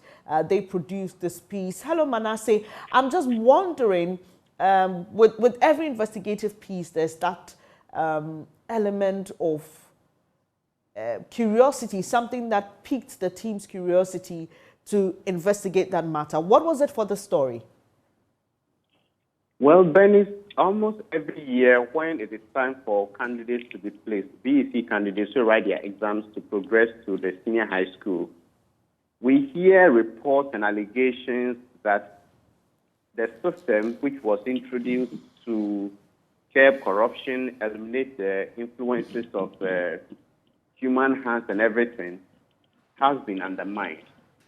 And so we decided, actually we started 2 years ago, but there was some challenges. So we went back last year and were able to get evidence. So this is a problem that has persisted for some time now. And whenever it comes up, the authorities who are supposed to act often say they need evidence and all of that. So I don't think the average Ghanaian may not have heard about this problem. What we have done is to provide evidence and to connect the disjointed dots as far as this issue is concerned. Interesting. So we clearly can tell from the documentary that this is a syndicate, right? This is not just a one-man thing. There are groups of people involved at different stages in doing this. Before you joined, my guest and I were trying to digest the issue of responsibility and who must really take the blame for this, considering that we don't know, at least, we don't have any evidence of the Minister of Education or the former Deputy Director General, I beg your pardon, former Director General of the GES, taking monies to make these approvals. Did they admit, though, that they are aware of the problem? How widespread is this problem? The problem is very widespread.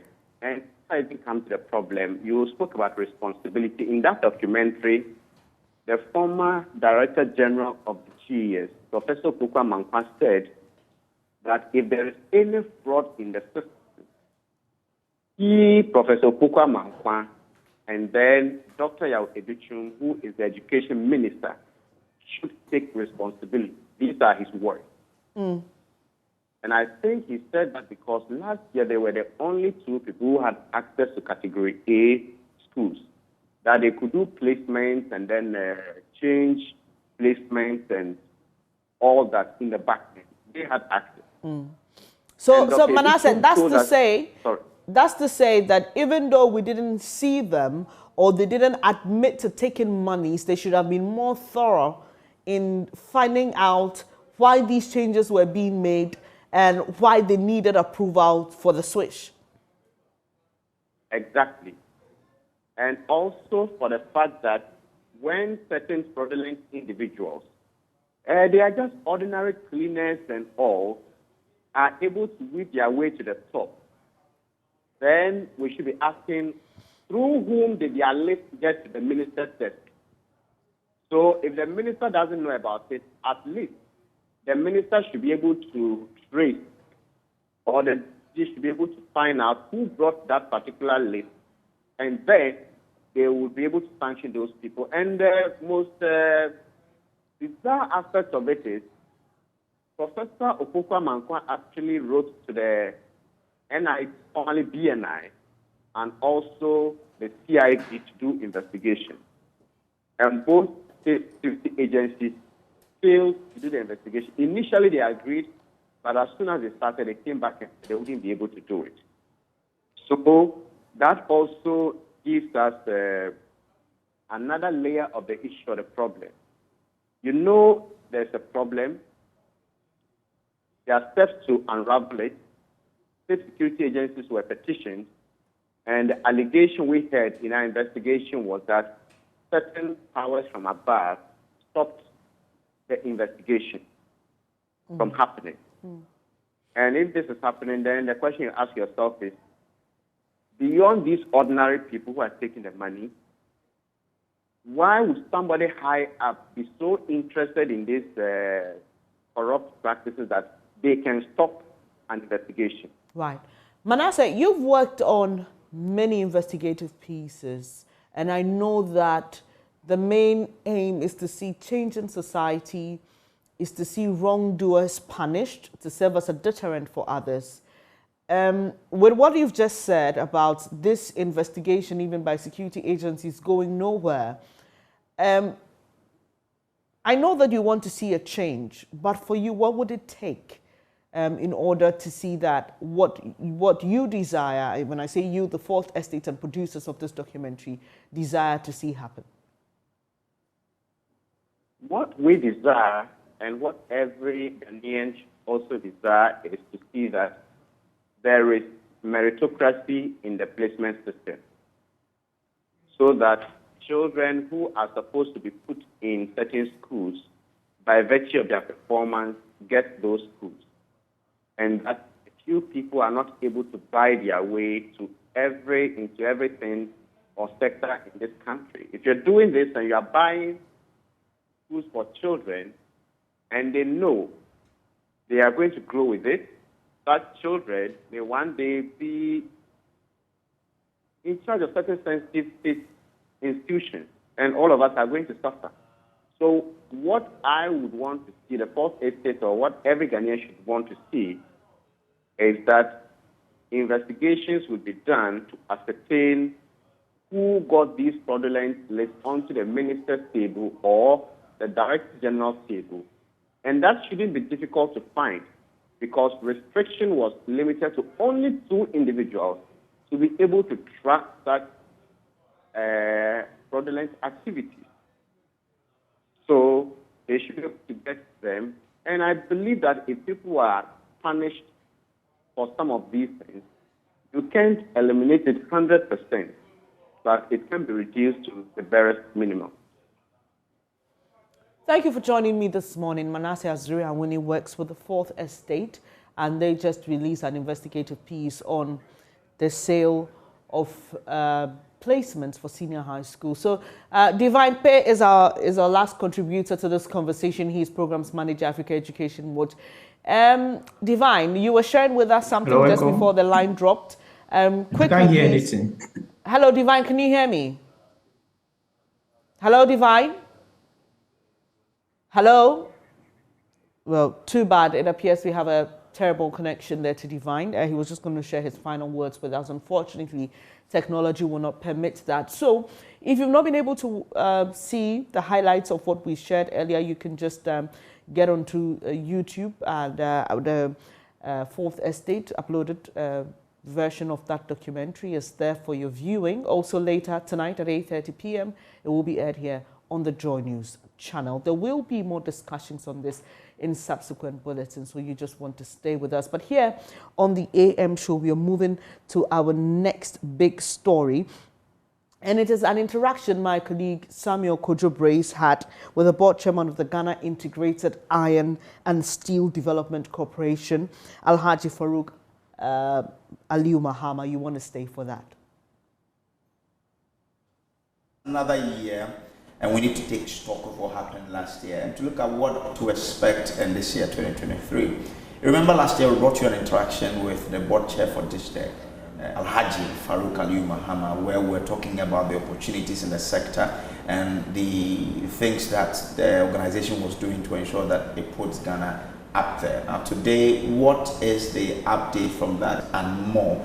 And the biggest of all has to do with the the potential flag bearer of the new patriotic party. It's become quite a hot race between two leading candidates, Dr. Muhammadu Bawumia, who is currently the vice president of the country, and former trade and industry minister Alan Kwadwo Kyerematen, who will win to become the leader of the NPP, we would see. But this interview is for us to understand what is at play here. The person we're about to interview is a son of a former vice president of this country, someone who also vied to lead the NPP as a party but couldn't. What are the lessons there to be learned for the man, Dr. Bawumia, who is also from the same part of the country as the former vice president? Alhaji Farouk Mahama is my guest for today. He is the MP for Yendi and the board chair for JISTEC.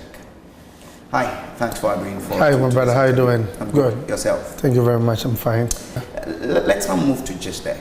Yes. Last year, you gave us a lot of insight into JISTEC. Yes. People were so happy. Yeah. What is the update from them? Thank you very much. I think since the President of the Republic appointed me as the board chairman with the support of the Minister, Honorable Abu Jinapo, and my board members, my cooperative board members, the CEO and management and staff, I think we've been able to do a lot. I gave you last year, when I took over, we had not, we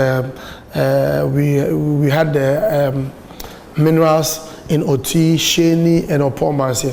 When I took over, looking at the budget and what government allocation to the JISTEC was not enough, because if you're looking at having blocks, over 9 blocks in the Oti area, and you really want to unlock the values, and government doesn't have the money to do the what we call the mineral resource estimation.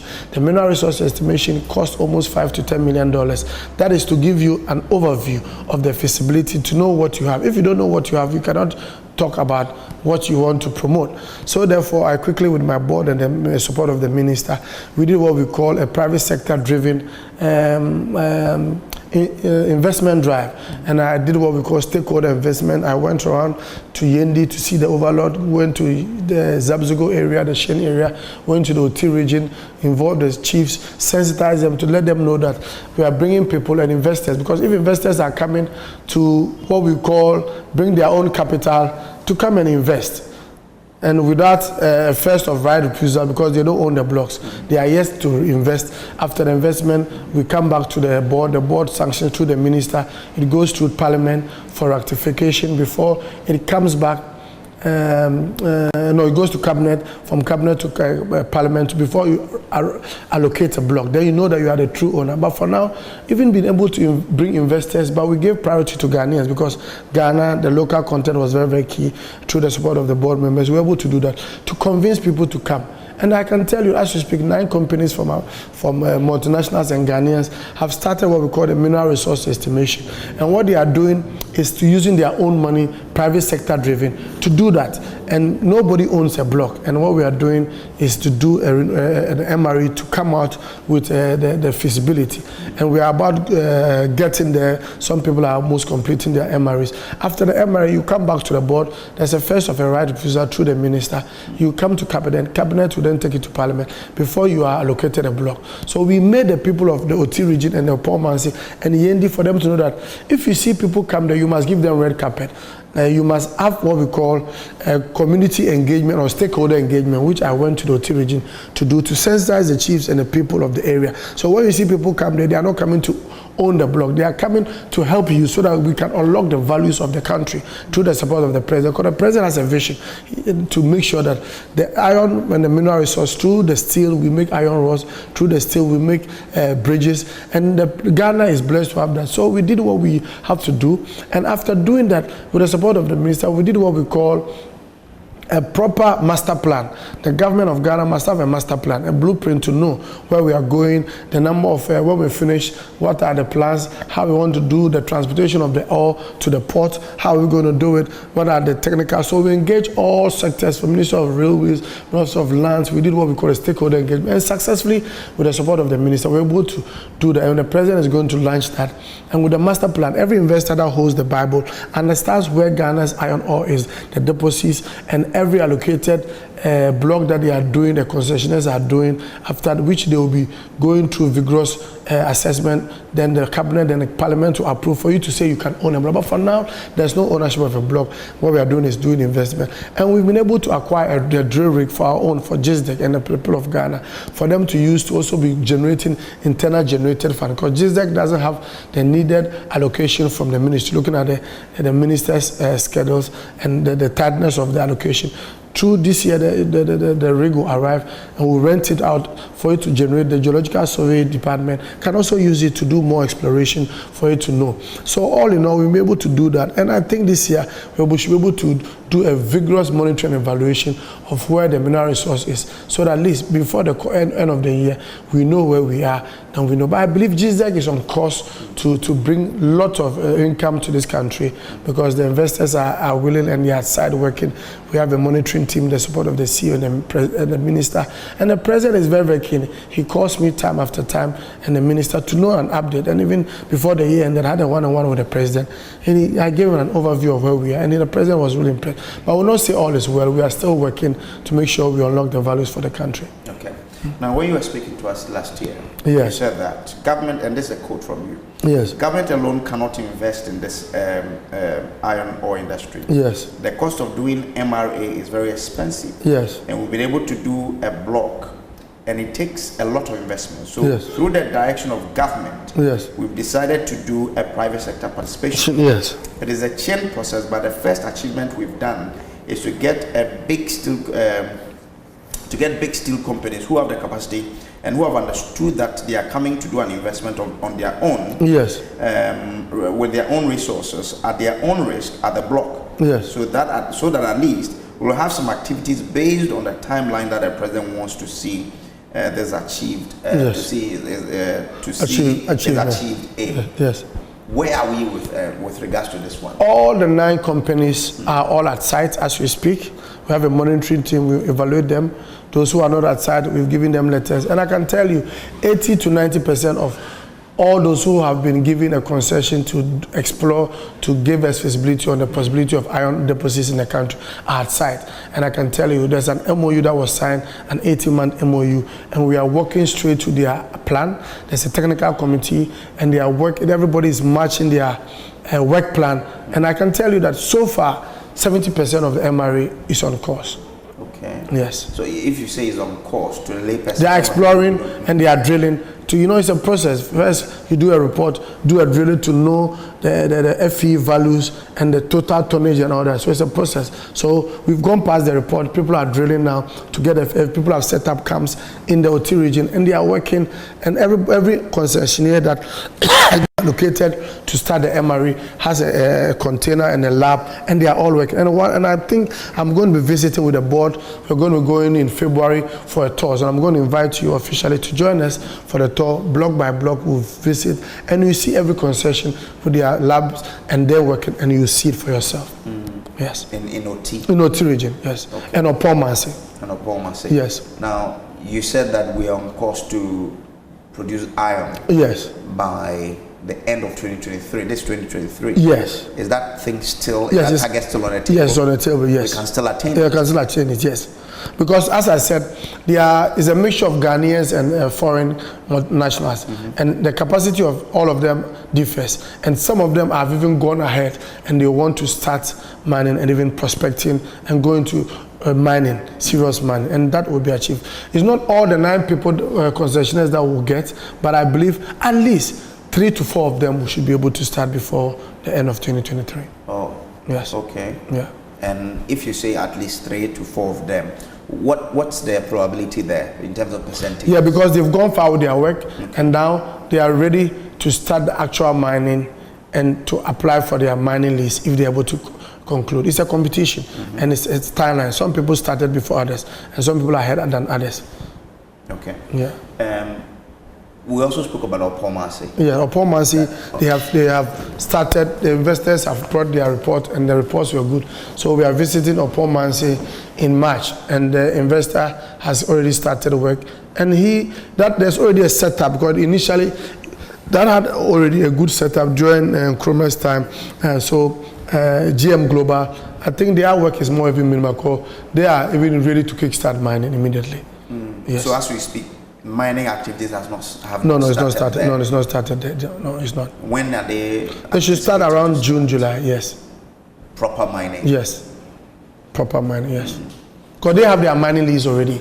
They signed it for 15 years. But until we are yet, you can't even talk about mining licenses when you've not been allocated a block, because you have to go through cabinet, through the Minister of Lands, through cabinet, and you own. But for now, it's an MOU, that is, you have a right of first refusal, and after it, you apply and go through the process. Yes. Okay. Yeah. So once we are about to start in Opomansi, it means that we should know the quantity. Like yeah. you said, we have almost 1.5 million metric tons there. Of iron? Of iron, yes. Okay. Yes, it's already established. But they're going to explore more. They might get more than that. And in terms of monetary value, how much are we guys? $1 for now, $1 to a ton is 108. So 108 by 1.5, that's trillions of dollars. A ton is $108. Dollars, yes. And we have 1.5 million metric tons. There. Yes, yes. Okay. So you can see the figures. So I'm hoping that people will take this iron ore serious as the president has taken it. And I know the president is very eager. And if you look at the budget constraints, but it's private sector driven. We think outside the box. And that's how come, with the support of the minister, we are doing a private sector driven approach, whereby we don't really depend on government for government to put all its resources in there. When we have private sector, like that, what we've done at the Nyine for those people, JADEC, you can see that prospective and strategic investors will come in. Yeah. We'll be able to look at the private sector, and it will help us move the industry. We're starting in June. Yes. In June. Yes. That's when mining will start. Yes. We are going to export raw material. No. We have the president has given to the government for the next 5 years. It's going to stay here. Really? Yes. We're not going to stay here. What we are going to add value to it. Okay. Yes, because we have people who are going to be doing iron rods. Those who are going to be building steel, bridges. If you want to build Tema motorway, we can use that to do the motorway. Iron rods. If you want to build your house, Mr. Jojo, you also have to look for Ghanaian person who want to produce iron ore at a cheaper price. We spend billions of dollars importing iron rods, so we want to minimize the importation. Do we have the setup to add value? There are companies here, B5, there are companies here, Star Steel, Fabric Metals, they are all here importing raw materials. So imagine when you have here and you have the raw materials, won't you save money by importing these materials to come and do your iron? But you need to process it a little to get the raw. So that is what I'm saying, process in this country, and it will not leave the country in the next 5 years. At least first also to. But we are starting in June. Yes. So which company is going to add the initial value to it to turn it into that raw material the B5 and Co would need? No, the B5 itself is somebody who is working. So they are all people who are at the side there. Okay. Yes. So they have their machines and a factory. All they need is to just get the iron and the material and process and keep it here. Okay. Yes. So for the first 5 years, yes, we are not exporting. No. So when we start in June, we expect that by July, thereabout, we'll get our first material. We will not export. No Everything export. will be used in this country. In this country, yes. Okay. There's a law that the government has stipulated in the Act, in JISDEC Act. Yes. Mostly when things like that happen, the end user, all of us, will want to have it, reflect in the price of goods and services. Yes, so you can imagine if you have your own Ghanaian companies who are going to be doing iron, and would you spend so much money to say they'll say the cost of importing? There's no cost of importing again, and all these things is going to be going to the credit of the president and the vice president, because at least we will minimize importation and build our own and grow our own. What is the plan to ensure that indeed the price will reflect for me? Of course, because you are not going to have any excuse by saying $1 or whatever. Everything that you're going to do, because they have the factories and all they need is to get, and that is how come most of them who have these warehouses and be doing iron rods have applied, and some of them are working at the OT region. Okay, so from June, July, the latest, you should expect... Before the end of 2023, we should have start mining in some of the areas in the Oti region. But upon Mase, yes. So by July, August, we should expect that we buy iron rods at quite a cheaper rate than we are doing today. Yes. Because by then, through the JISDEC, whose board chairman we're talking to, would have had iron being produced in the country, and therefore raw materials in terms of iron will not be imported, and that will affect the price build-up of iron rods. So, and you can build more of your houses. Exactly. So I was going to say that maybe I would have to hold on to my structure now by July. August. That's fine. That's fine. I'll help you to get iron rods when it's cheaper. Okay. Anyway, so that's that. But aside that, is just like doing anything, even in terms of corporate social responsibility? Yeah, they're doing a lot of stuff. But you see, the issues that just like the allocation from the ministry is not. But we are doing that. We've been doing a lot of things, boreholes, renovating schools, and a lot of stuff. And we hope that we get enough budget to fix it, because so far the budget we are getting, we don't have a specific budget for corporate social. But we've been doing a lot, and I believe that the president just set it up, and we'll be able to we have a good story to tell. So it's block by block, we'll get there. Yeah. Okay. In terms of the companies that are also going to come, we're also looking at job creation. Yeah, job creation. Yes, that's what I'm saying. What is the plan for these companies to then create jobs for Ghanaians? Of course. So that is how come we had a meeting. When we had a meeting with the stakeholder, the chief, the DCs, the regional minister, we told them that there should be a transfer of skills to the people. So as we speak, the MRE, those who are laboratory technicians, those who are drilling, there's a transfer of skills to those people. They are not bringing outsiders. They have a limited number of people that they've brought into the country that they are working. But obviously the people of OT are the direct beneficiaries of the place. You don't expect me to go and bring somebody from Yendi to OT region. No. We have to, and employment opportunities will come, skills will be transferred, knowledge will be given. The same people, Ghanaian people who want to incorporate them, give them the skills to learn, because it's a long-term activity. Having a mining lease or mining concession would go beyond 20 years. So it's the interest of all of us, and the president and the minister, to make sure that we give local people the first privilege for them to, and we've been doing that, and this is something that is ongoing. Okay. Yeah. All right. Let's see how that goes. Yeah. Once we are talking about this, and of course you would say it's an achievement of the government, yes, led by Nana Addo Dankwa Akufo-Addo, yes, why not? supported ably, yes, by the vice president, yes. Let's enter into the digital vice president, yes. Let's enter into internal politics now. Yes. Your grandfather, your maternal grandfather, yes, was a minister of state, isn't it? Yes, my grandfather was a member of parliament. Okay. That's my mother's father. He was a member of parliament for Sisala area. That time they used to call him Sisala area. And he was also a minister of trade and industry. And he then became a minister of education. He was minister of health. He was minister of foreign affairs from 1952 to 1956. And my grandfather was a great man, Mori Gala. That's how come I was privileged to be named after him. Because my grandfather died 1st April 1981. And I was born 27 April. And my grandfather was somebody that during the First Republic, everybody knew. They used to call him the president who never was, because my grandfather was going to contest for the presidency of this country, and he was disqualified. And he single-handedly brought Hilary Liman, and Hilary Liman became the president of Ghana. So my grandfather was the founder of this party, PNP. Okay. And I'm privileged to have come from such a great family, and my mother always used to talk about his father.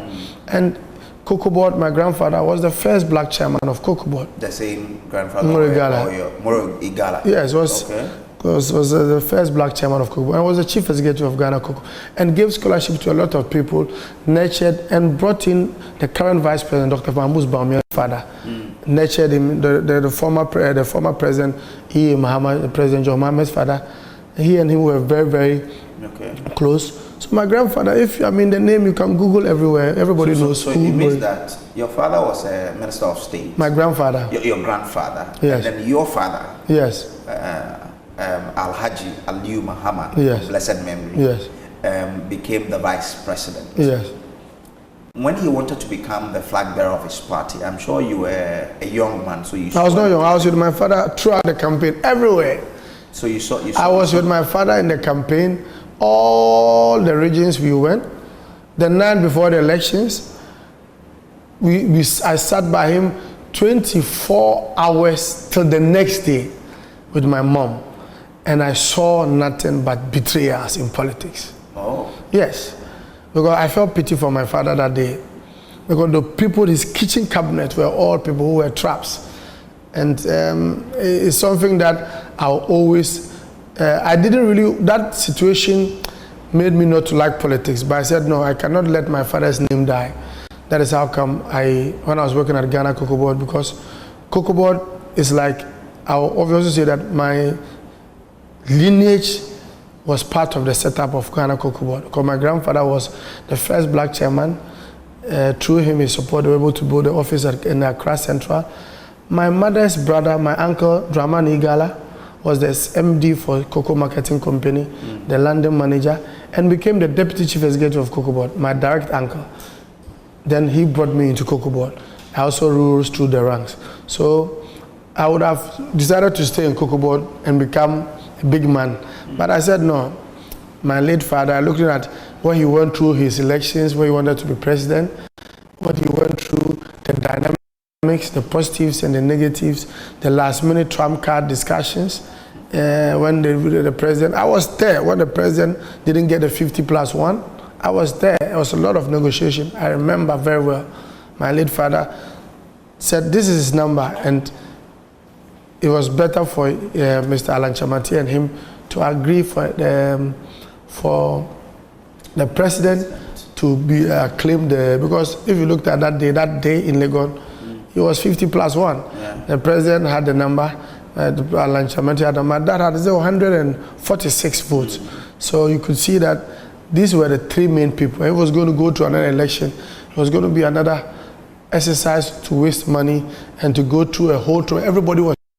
So my late father was part of the peacemaking process to make our president, current president, to go unanimously as the leader. But I hope and pray that the 2024, and you see, funny enough, having followed my father, and I wish I was a delegate, but today I'm a member of parliament. So you're a delegate? I'm a delegate, and I have control over my constituents, not only my constituents, across the country.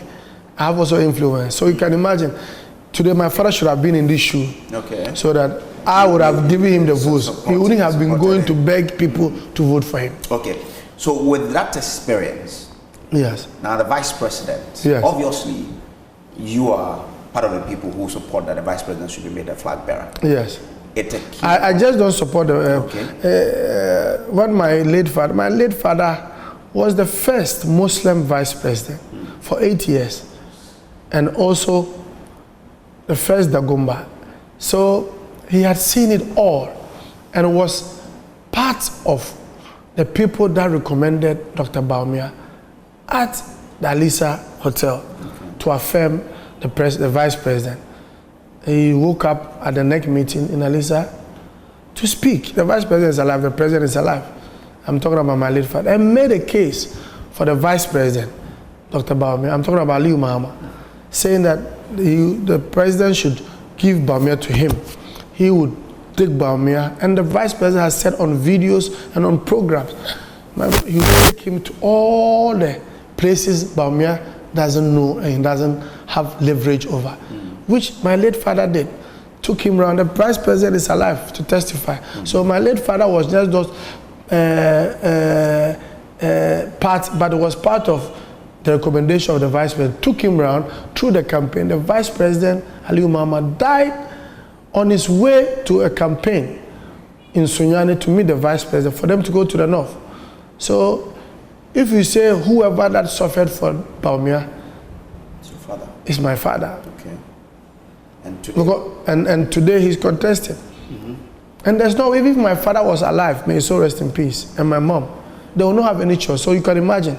So when they say MP shouldn't declare or MP shouldn't whatever, it's about track record, and it's about trust and being part of a process that is now emerging to become a president.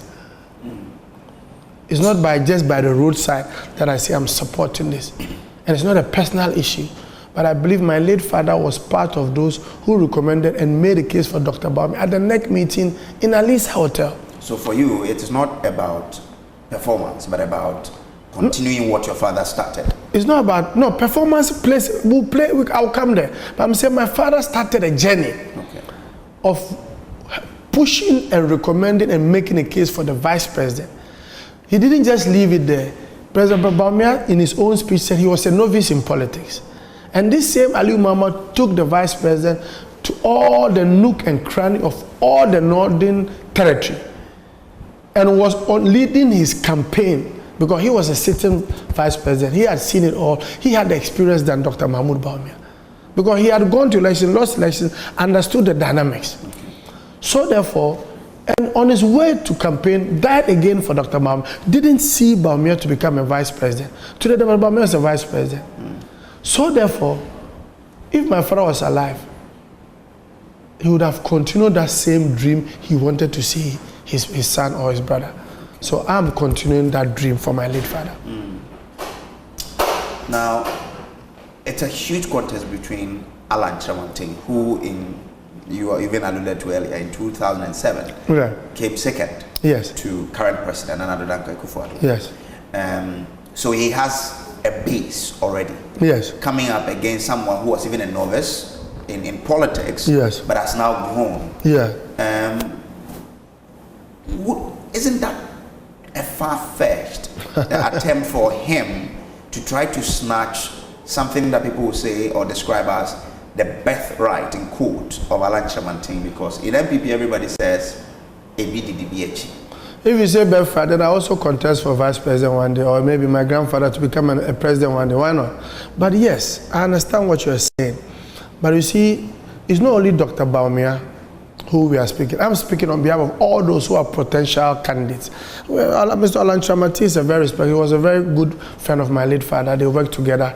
A very astute politician, carried himself well, and has done well for Ghana. Let's be very, very frank. Not only him, Dr. Okotofie, his father, did a lot for this country, supported the party, was part of the formation of most of these influential parties in the country, Dr. Phil. And he's also somebody who is very respected and has done well for Ghana. It's the same way Dr. Ajako Aproku Ajako, who has done well as the Minister of Energy. His father too was a great stalwart in the party, has also done well. And my own good friend, Kennedy Ohini Ejapon, he has done a lot for this party, sacrificed a lot, me personally, Kennedy Ejapon has done a lot of things for me. But and Joe Gate as well. And Joe Gate was my daddy's good friend. All in all, MPP has the finest presidential. It tells you that we have good products to sell. But God says you cannot get everybody to be the president. So all the fine brains will then come together. But it's the way we carry ourselves, the way we do things. As President Kufuor said, we must manage and manage well so that the 2008 replication will not repeat itself. So whoever that emerges must have the support of the person in the way he treats others. No disrespect, mutual respect, code of conduct, we follow, we do whatever we have to do. And I believe all those who are aspiring to be flag bearers are men of integrity, people who have supported the party. But you see, it's only one person that God will choose. And it's only God who knows who will choose. But me, my support for Dr. Bawumia is not because my late father wanted to see him at a point. I see the vice president within the shortest period of time has been able to be a force of reckon for this country. He has moved the country as a vice president. He's done a lot. He has the vision to do more with the support of the president and has carried himself as a vice president and obviously to the administration of everybody. Very competent. Because we need, I'm not saying all the other people who are contesting are not competent, but a vice president at least can lead Ghana to the promised land. And I believe that all the other contestants have that capacity, but God will choose one. And I believe that Dr. Bawumia is somebody who stands tall. In the last 16 years, everything is about Bawumia. Even those who don't like him are speaking about Bawumia. So Bawumia is a force to reckon. And I believe that he would bring everybody together inshallah, if God crowns him the flag bearer. He is a very gentle man, a good listener.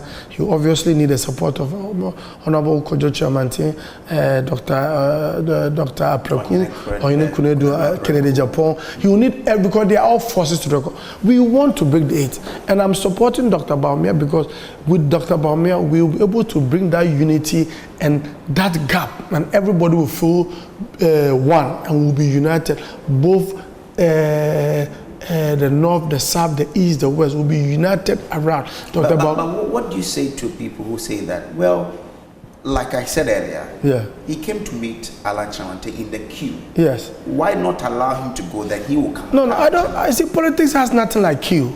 For instance, I became a member of parliament within less than 2 years. But I can tell you, people have become members of parliament for years, and what I've been able to bring, the innovations and the dynamism and the enthusiasm I've brought into differs from that. Dr. Bawumia can even come late, but it's about within the shortest period of time what he's been able to do. I'm not saying Honorable Alhaji Kojo Chiamantin has not done. He's done a lot for Mother Ghana, but I believe in my own conviction that Dr. Bawumia has a competitive advantage in terms of how he's going to win, and we breaking the 8. Pulling some numbers that are floating voters that would come on board to win. And if you say the queue, Dr. Kunedu Apreku contested with President Kufuor and Nanado years back. I'm talking about Kunedu Apreku. So if you say Q, then Dr. Kunedu Apreku is also senior than Dr. Alan Chamante. Because you know it, that he's been there 92, 96, 96, 98. So it's not about who comes first. The last can be first. So let us look at whatever. And I believe Mr. Alan Chamante would also be somebody who will help us break the 8. But for now, I feel that my support for Dr. Bawumia is on principle, and I believe that I don't feel shy to say I'm supporting Dr. Bawumia. But even if my late father was alive, obviously would have supported Dr. Bawumia. So I'm representing the aspirations of my late father, and I'm continuing that legacy of love, service, and loyalty to Dr. Bawumia. Now, people say that under his watch as the manager or the head of the economic management team, Ghana's economy is now in shambles. How can Ghana's economy be in shambles?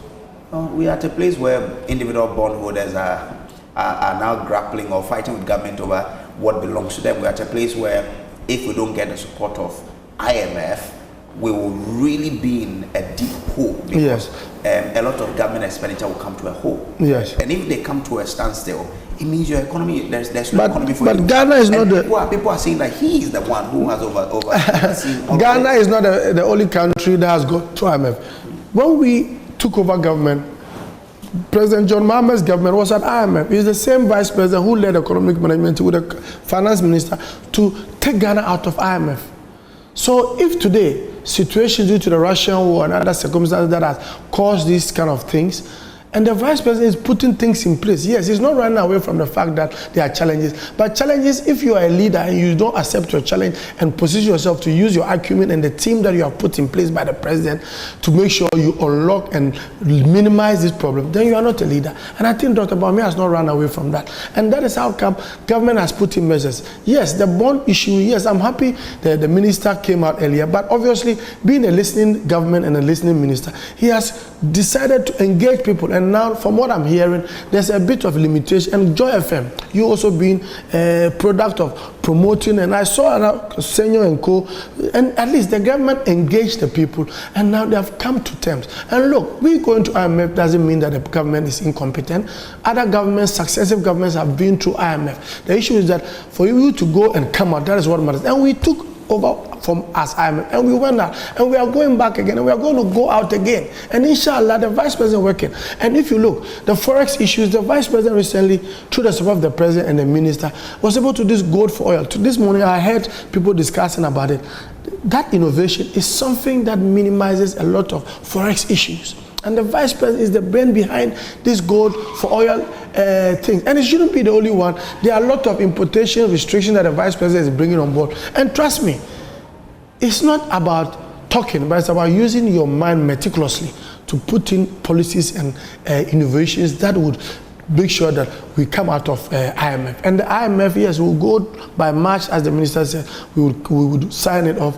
And it tells us that we should tighten our belts and make sure that we try and support our homegrown policies. Homegrown policies by helping people to minimize the cost of importing other things, as I kept on the iron rods and all this. When we develop our own and we make sure we do things, trust me, not even the vice president, the country itself, successive government that will come and go, will all implement this local content we are talking about here.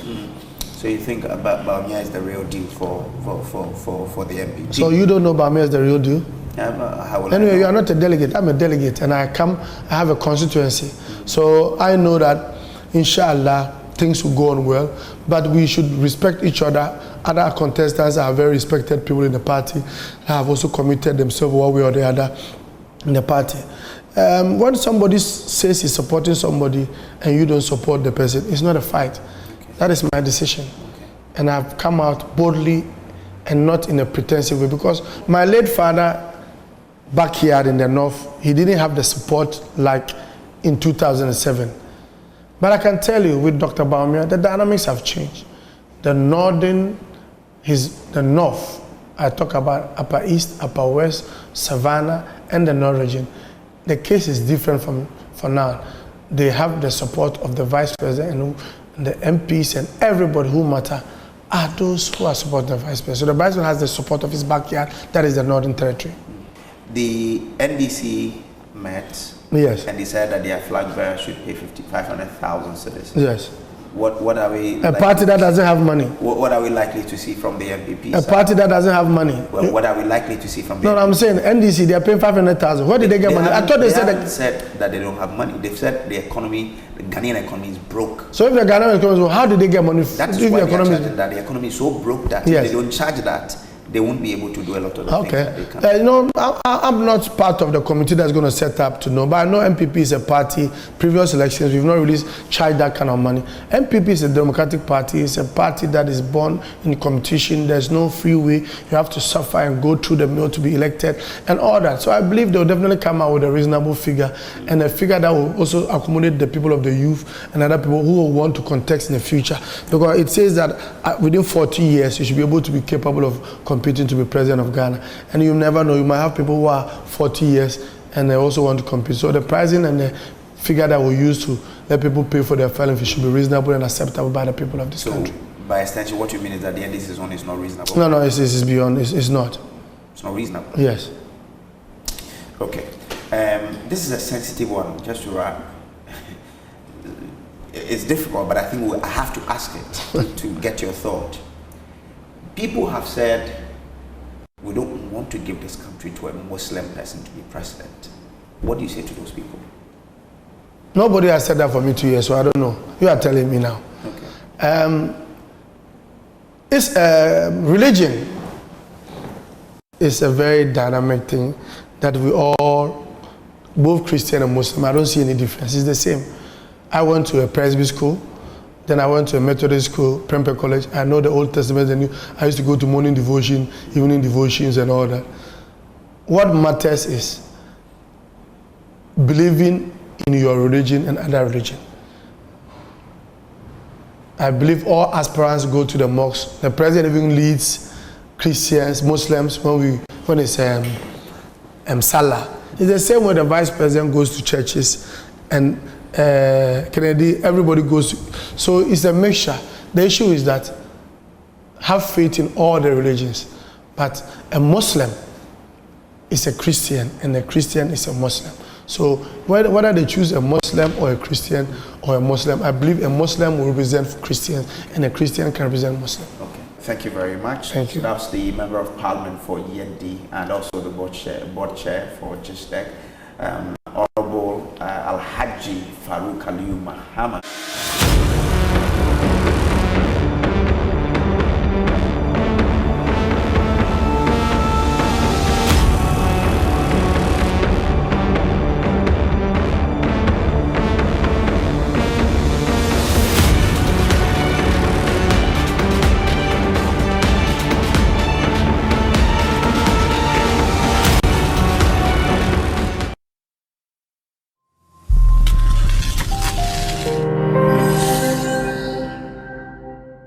The Ministry of Education set up a resolution center at the Nat Hall complex to resolve complaints regarding the computerized school placement system. When the Fourth Estate visited the center, desperate parents were found negotiating and seeking help on the placement of their wards. In that building was a network of security men and cleaners who served as liaisons between the desperate parent and officials of the CSSPS.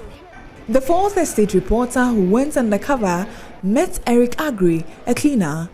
He indicated he could help change a placement from Apam Senior High School to Mfantiman Senior High School at a fee.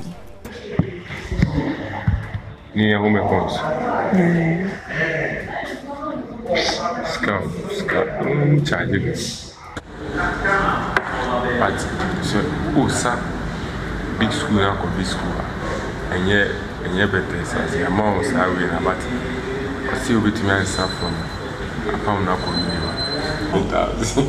But in less than 24 hours, Eric increased the amount from 7,000 to 7,500 Ghana cedis and would not reduce it. We presented another candidate who had been placed in Wesley Girls in Accra and wanted a higher grade school, Agri Memorial Zion Senior High School in Cape Coast. Eric demanded 8,500 Ghana cedis for that slot. After demanding and receiving payments, the syndicates changed the placements of the candidate from Accra Girls Wesley to Agri Memorial Zion Senior High School in 2 days. Why are they?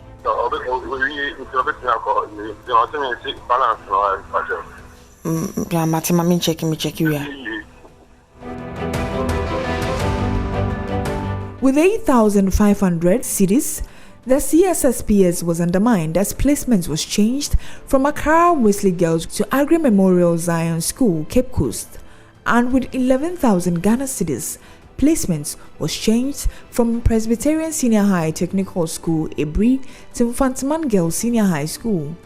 The most sought after Category A schools, such as Wesley Girls, at the time of our investigation,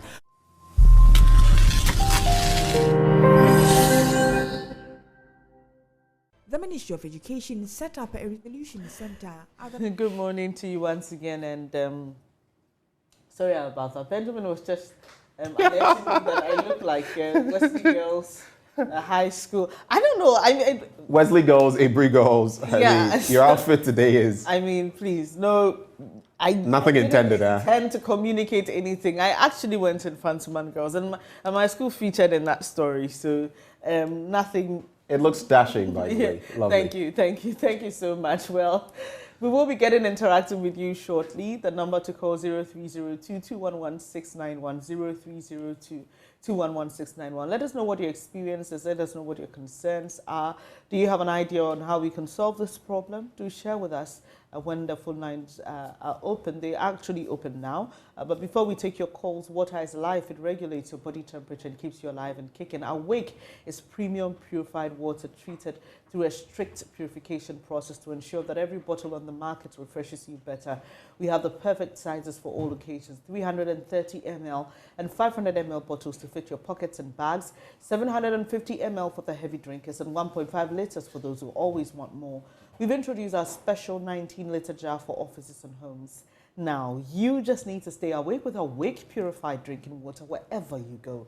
Come on, grab a bottle of Awake water and get quality hydration. Awake Purified Drinking Water, one for life. Remember, for every bottle you purchase, an amount is donated to the National Cardiothoracic Center. It's produced by Kasapreku. For bulk purchase, please call 026-235-1251. Remember, this advert is FDA approved. So, Benjamin, school placements for sale, that's one of the big stories we discussed today. Donkomilizing school placement. Brian. How much are you willing to pay is the question. Yeah. And then you see, this is multifaceted, like we discussed with Dr. Clement Park earlier. At the heart of this is so many things. So, Benjamin, and then again, what crosses my mind is, if we can change school placements, what else can't we change? Yeah, quite a question. I have seen students who say, and I'm not saying anything, it's just a question on my mind, who have cried their hearts out and said, no, this is not my results. I experienced that at the tertiary level, and I went to the what are they called? Academic affairs, and I challenged it, and they realized they made a mistake. Yeah. Sorry. So these things happen from time to time, and the problem is the question is how we can deal with them in the system. But we have Joseph on the line, our first caller. Hello, Joe.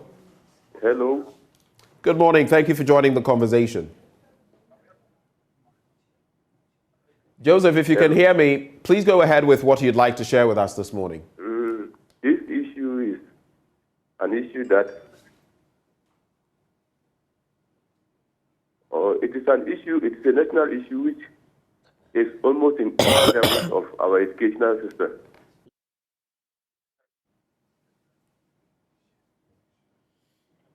Is that all you have to share, Joseph? And then Joseph, I sense you're listening to us on the TV. Don't do that. Just listen to us on the phone and go ahead.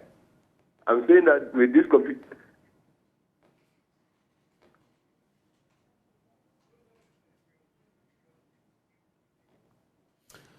Well, unfortunate there. Let me just say this. When you call into this program, stay away from your TV set, or at least mute it, lower the volume, and listen to us on the phone on which you've called. That's the best way. Else there will be a time lag, a delay, and that will also delay your hearing what we're doing here.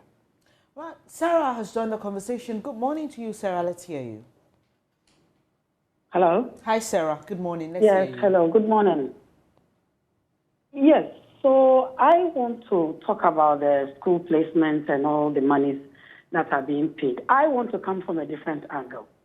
Let's look at the parents who are also ready to pay.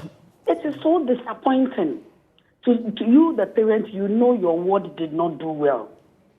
Why do you want to force your ward to a school that you know would even go and bring the school's name into repute or bring the school down? I mean, if the first class schools, let me put it, the first class schools want children who have had aggregate or with that grade point of 500 and something, and your ward got 200 and whatever. If your ward wanted a good school, why didn't the child learn well?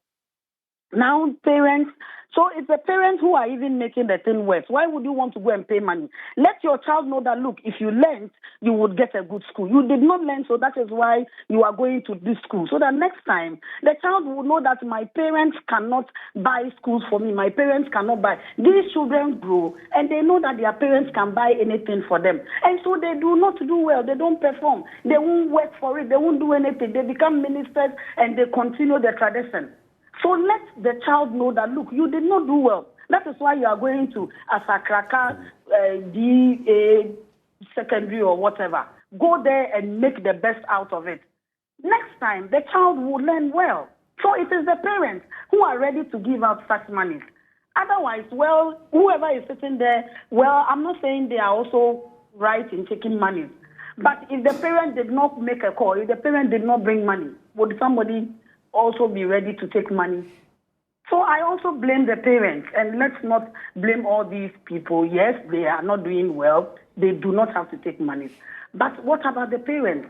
What example are you setting for your child? You are telling your child that, look, don't go and do well. I can buy school for you. So that's what I also want to talk about. Thank you. Very important point you've made there, and we're grateful that you took the time to call into the program. She was just sharing her thoughts on that matter. And of course, the parents also cannot run away from some accountability. If you create that impression, and we were discussing that in the back room, that children can fail and you will find a way, ways and means, as we say it, then these kinds of things. Of course, like in economics, once there's demand, there will be supply. But Benjamin, you know the other interesting thing too is that sometimes most of these students have not failed.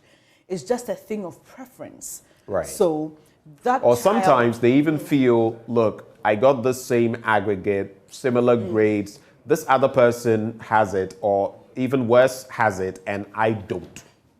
So it's a very interesting thing. There are just so many angles to this. We have another caller on the line. Hello, good morning. Let's hear what you have to say. Hello, good morning. Good morning. Well, yes. Hello, good morning. I can hear you, please. Go ahead and share your thoughts with us. Oh, okay. But I just want to disagree with somebody saying that. Yes, okay. So I just want to disagree with somebody saying that if a student got a certain grade, they should allow him or her to go to the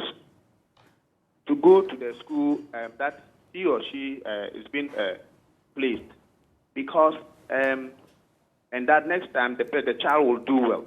If you make such a comment, it's like those schools they are being sent there as a way of punishment, which I just want to disagree with. So let's say that these people who are taking money and doing these things, let's all try to condemn it so that each and every child will go to the school he or she deserves.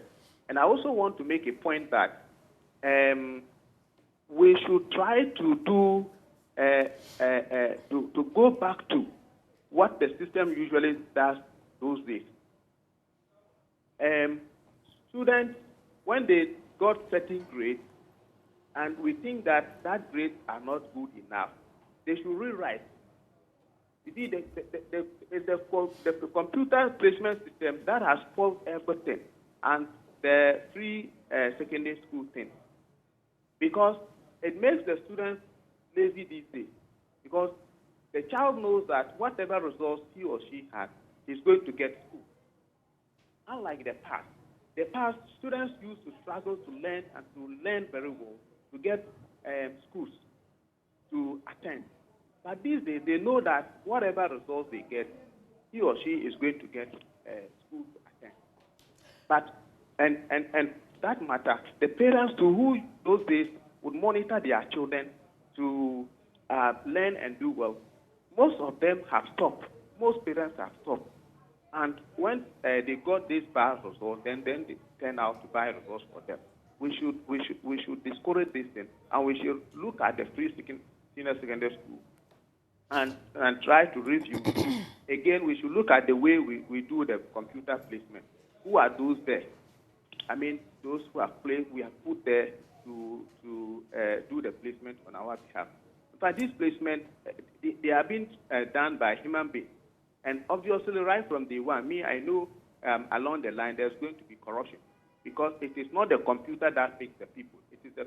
It is people who, put the students' name to those schools. So we should look at the people we are putting there. All right. Again. Okay, thank you for sharing your thoughts with us. We're grateful. So clearly, you don't expect everyone to agree in a certain way, but his concerns are that these classifications and saying that, well, if you want to go to the school, do better, it's as if you're being punished for going to another school. It's as though if you got a certain category of school, you were being punished. And I agree with him in that context. It's not a punishment, but if you don't get certain grades, this is done across the world. Exactly. If you want, look, an Ivy League South school, Korea, for example. In South Korea, they have a system, I think the BBC has been capturing it in recent times. If they have this exam that you take at a certain stage, more like secondary school exam, it practically determines where you will be headed after school, what type of job you will get. It even determines, in a way, what kind of partner you get to marry. Okay. That's how, Benjamin, so these exams exist all over the world. It is sometimes, it is the prestige or otherwise we attach to some of these things, because there's nothing wrong. For example, if you came to my class at Infantaman Girls, where I did visual arts, okay, and there was one of my colleagues, Debbie, who was such a good artist. She can draw herself, hold a mirror.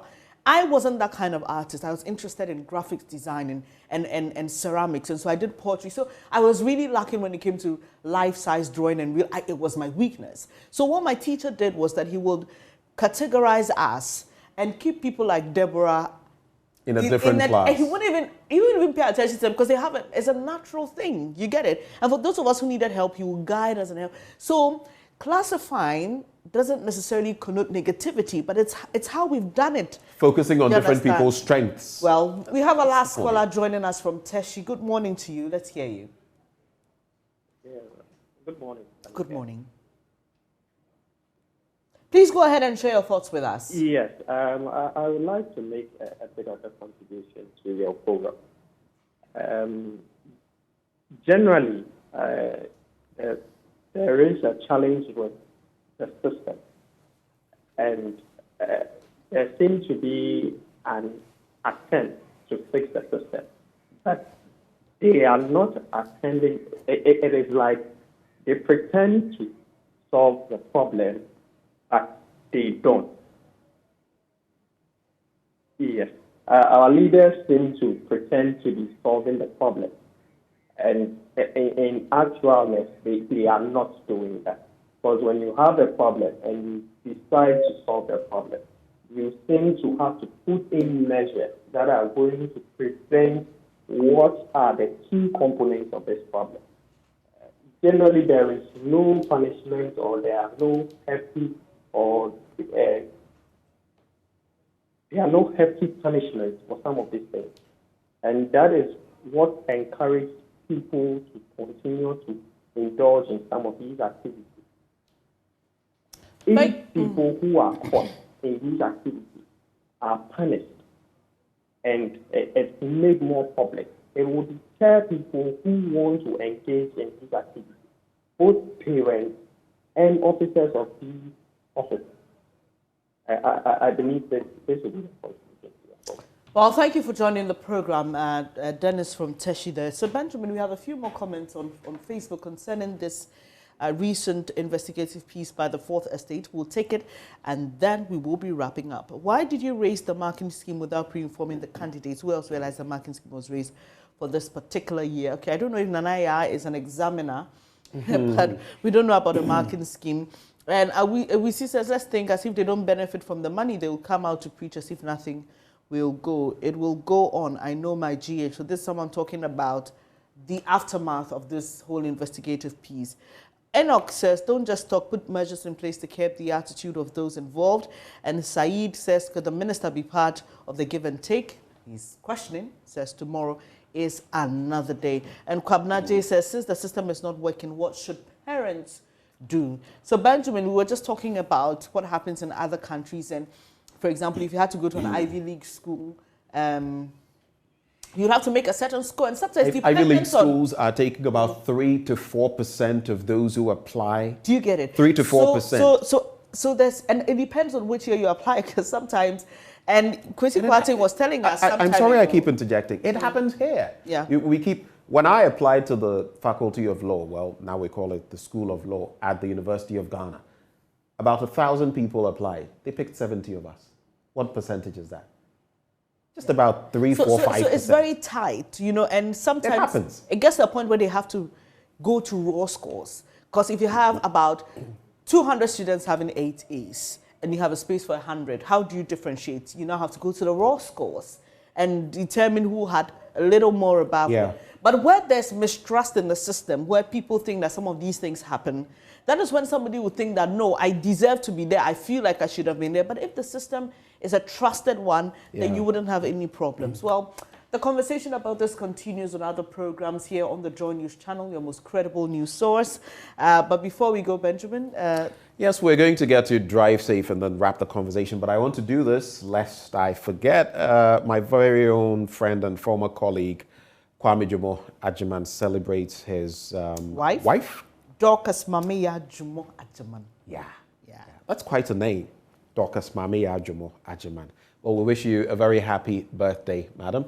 And on behalf of Kwame, best of the day to you. Yeah. We wish you long life. We pray for good health for you so that you can stay strong and alive and obviously watching JoyNews all the time. On that note, let's settle for some drive safe. Today is a Monday. Yep. And that's how we do it. So we leave you with our drive safe for today. Benjamin Akakpo interacts with our expert on road safety. After that, we bring you news desk. But for now, it's goodbye from us. Take care.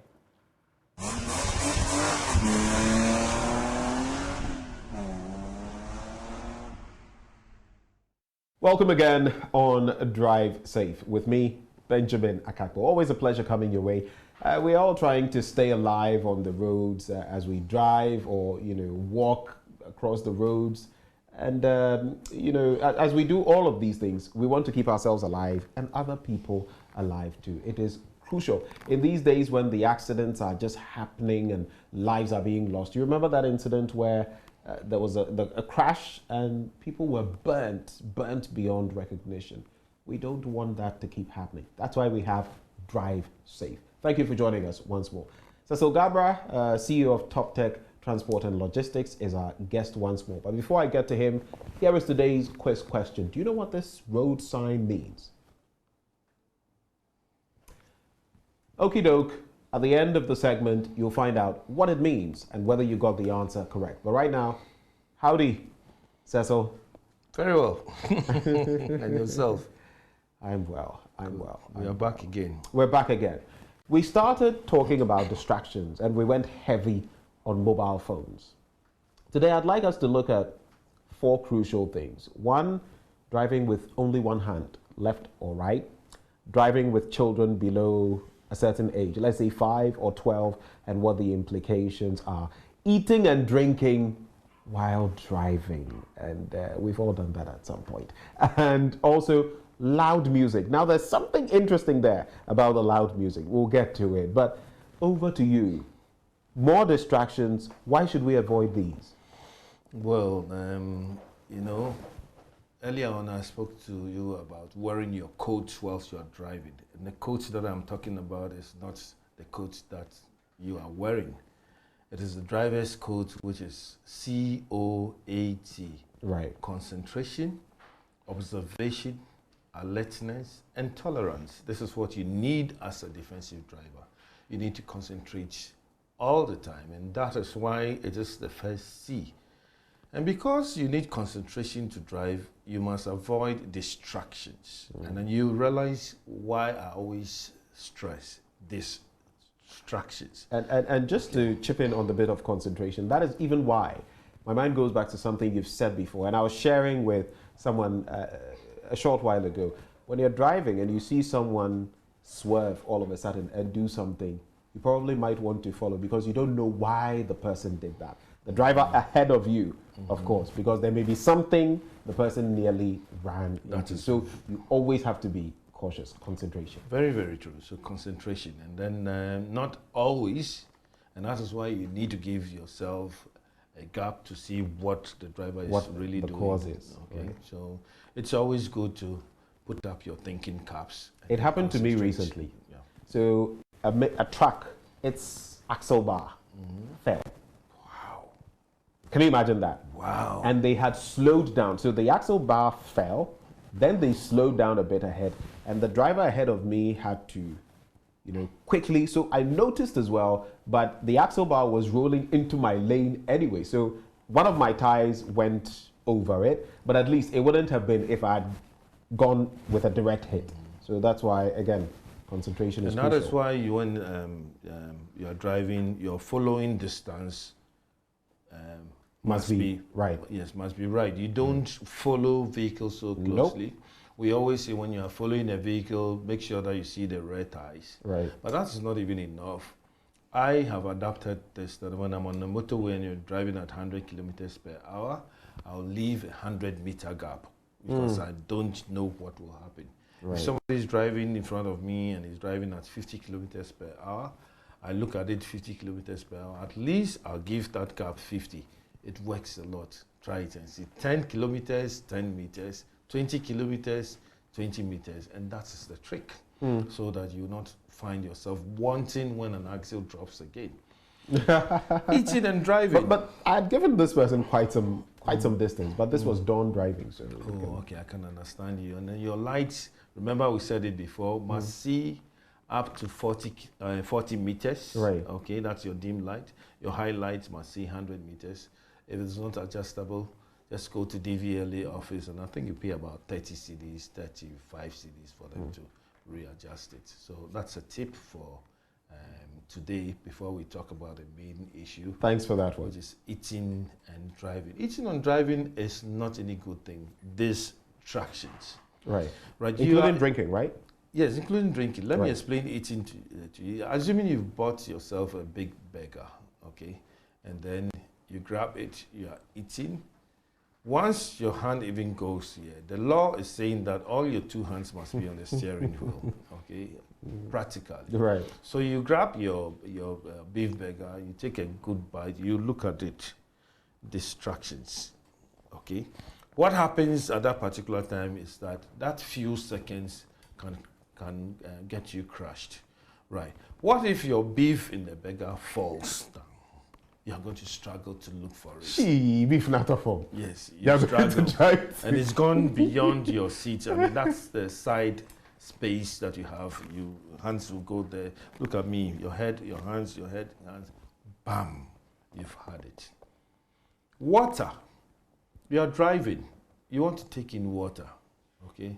You're looking for, you know where water is. You've opened it with your two hands. I mean, look at it. Sometimes one hand. Okay, you've already flouted your own regulations of the two hands on the wheels. Unless you're doing that at a red light. Yes, that is fine for you, but I wouldn't do that. I would rather prefer to stop and drink the water. Because if you are drinking the water, you know where you rather enjoy the water. When it gets to the last drop, your head goes up like this before it comes down. Bam! You've hit somebody on the rear.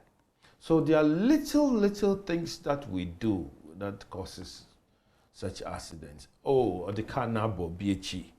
What is the problem, right? You go and look at it, and then he was either eating or he was drinking water. So we need to change our lives. Okay. If you want to eat, you don't eat in the car. We have a lot of company regulations that if you eat in the car, definitely a little bit of it will fall. And guess what? Cockroaches will also have that opportunity to live with you. As you're driving and then you have a cockroach crossing your windscreen, oh my goodness. That is even much more dangerous than anybody who has crossed you. So distractions. Make sure you don't eat in the car. Make sure you don't drink whilst you are driving. You can park, do it, and take off. It spoils nothing. Right. So that's the tip. Okay. So drinking and driving, eating and driving, they don't mix. No. Let's look at driving with one hand. Yes. And it's something that strangely, or maybe not so strangely, a lot of people adapt to. Once they get in, these may even be right-handed people, but they become used to using their left to drive. And they drive with one hand, and they're very comfortable. But there's something to do with that, right? There's a problem. Let me go back to what happened to you, where you had to swerve an axle. Axle okay. bar, You can't. Yeah, you can't do that with one hand. You can't do that with one hand. And then once you are driving with one hand, you should know that you don't have that steering control. In case of any tire burst, you have an accident. In case you fall into a ditch, the steering is going to go left and right, and you could have an accident. But if you have your two hands, and that is why you refer to the LI 2180, it tells you specifically that if you are driving, hold your steering wheel with your two hands. It's an offense to drive with one hand. It is even an offense that you hold your steering with one hand and then you even bend. Which are 7 crack. Yes, that's what my very good friends music. Yes, 7. Ultra 7, it's an offense because you are still using one hand. Use your two hands, have a firmer grip that in case of any accident, you will have the fullest control of your vehicle. That is it. I see a lot of people driving with one hand and it bothers me. If you are tired, the trick is that let your hands be on your lap, but you still have the firmest grip. And you can change and come to 10 to 12. Right. Okay, that is what we teach a lot of people. Once you are going straight, you can use 10 to 12 or 9 to 3, which is the middle. Or if you are very, very, tired, you can go down. Right. Hold the steering at the bottom. But you still have a grip on it. Yes, but not one hand. Try as much as possible to use two hands to drive.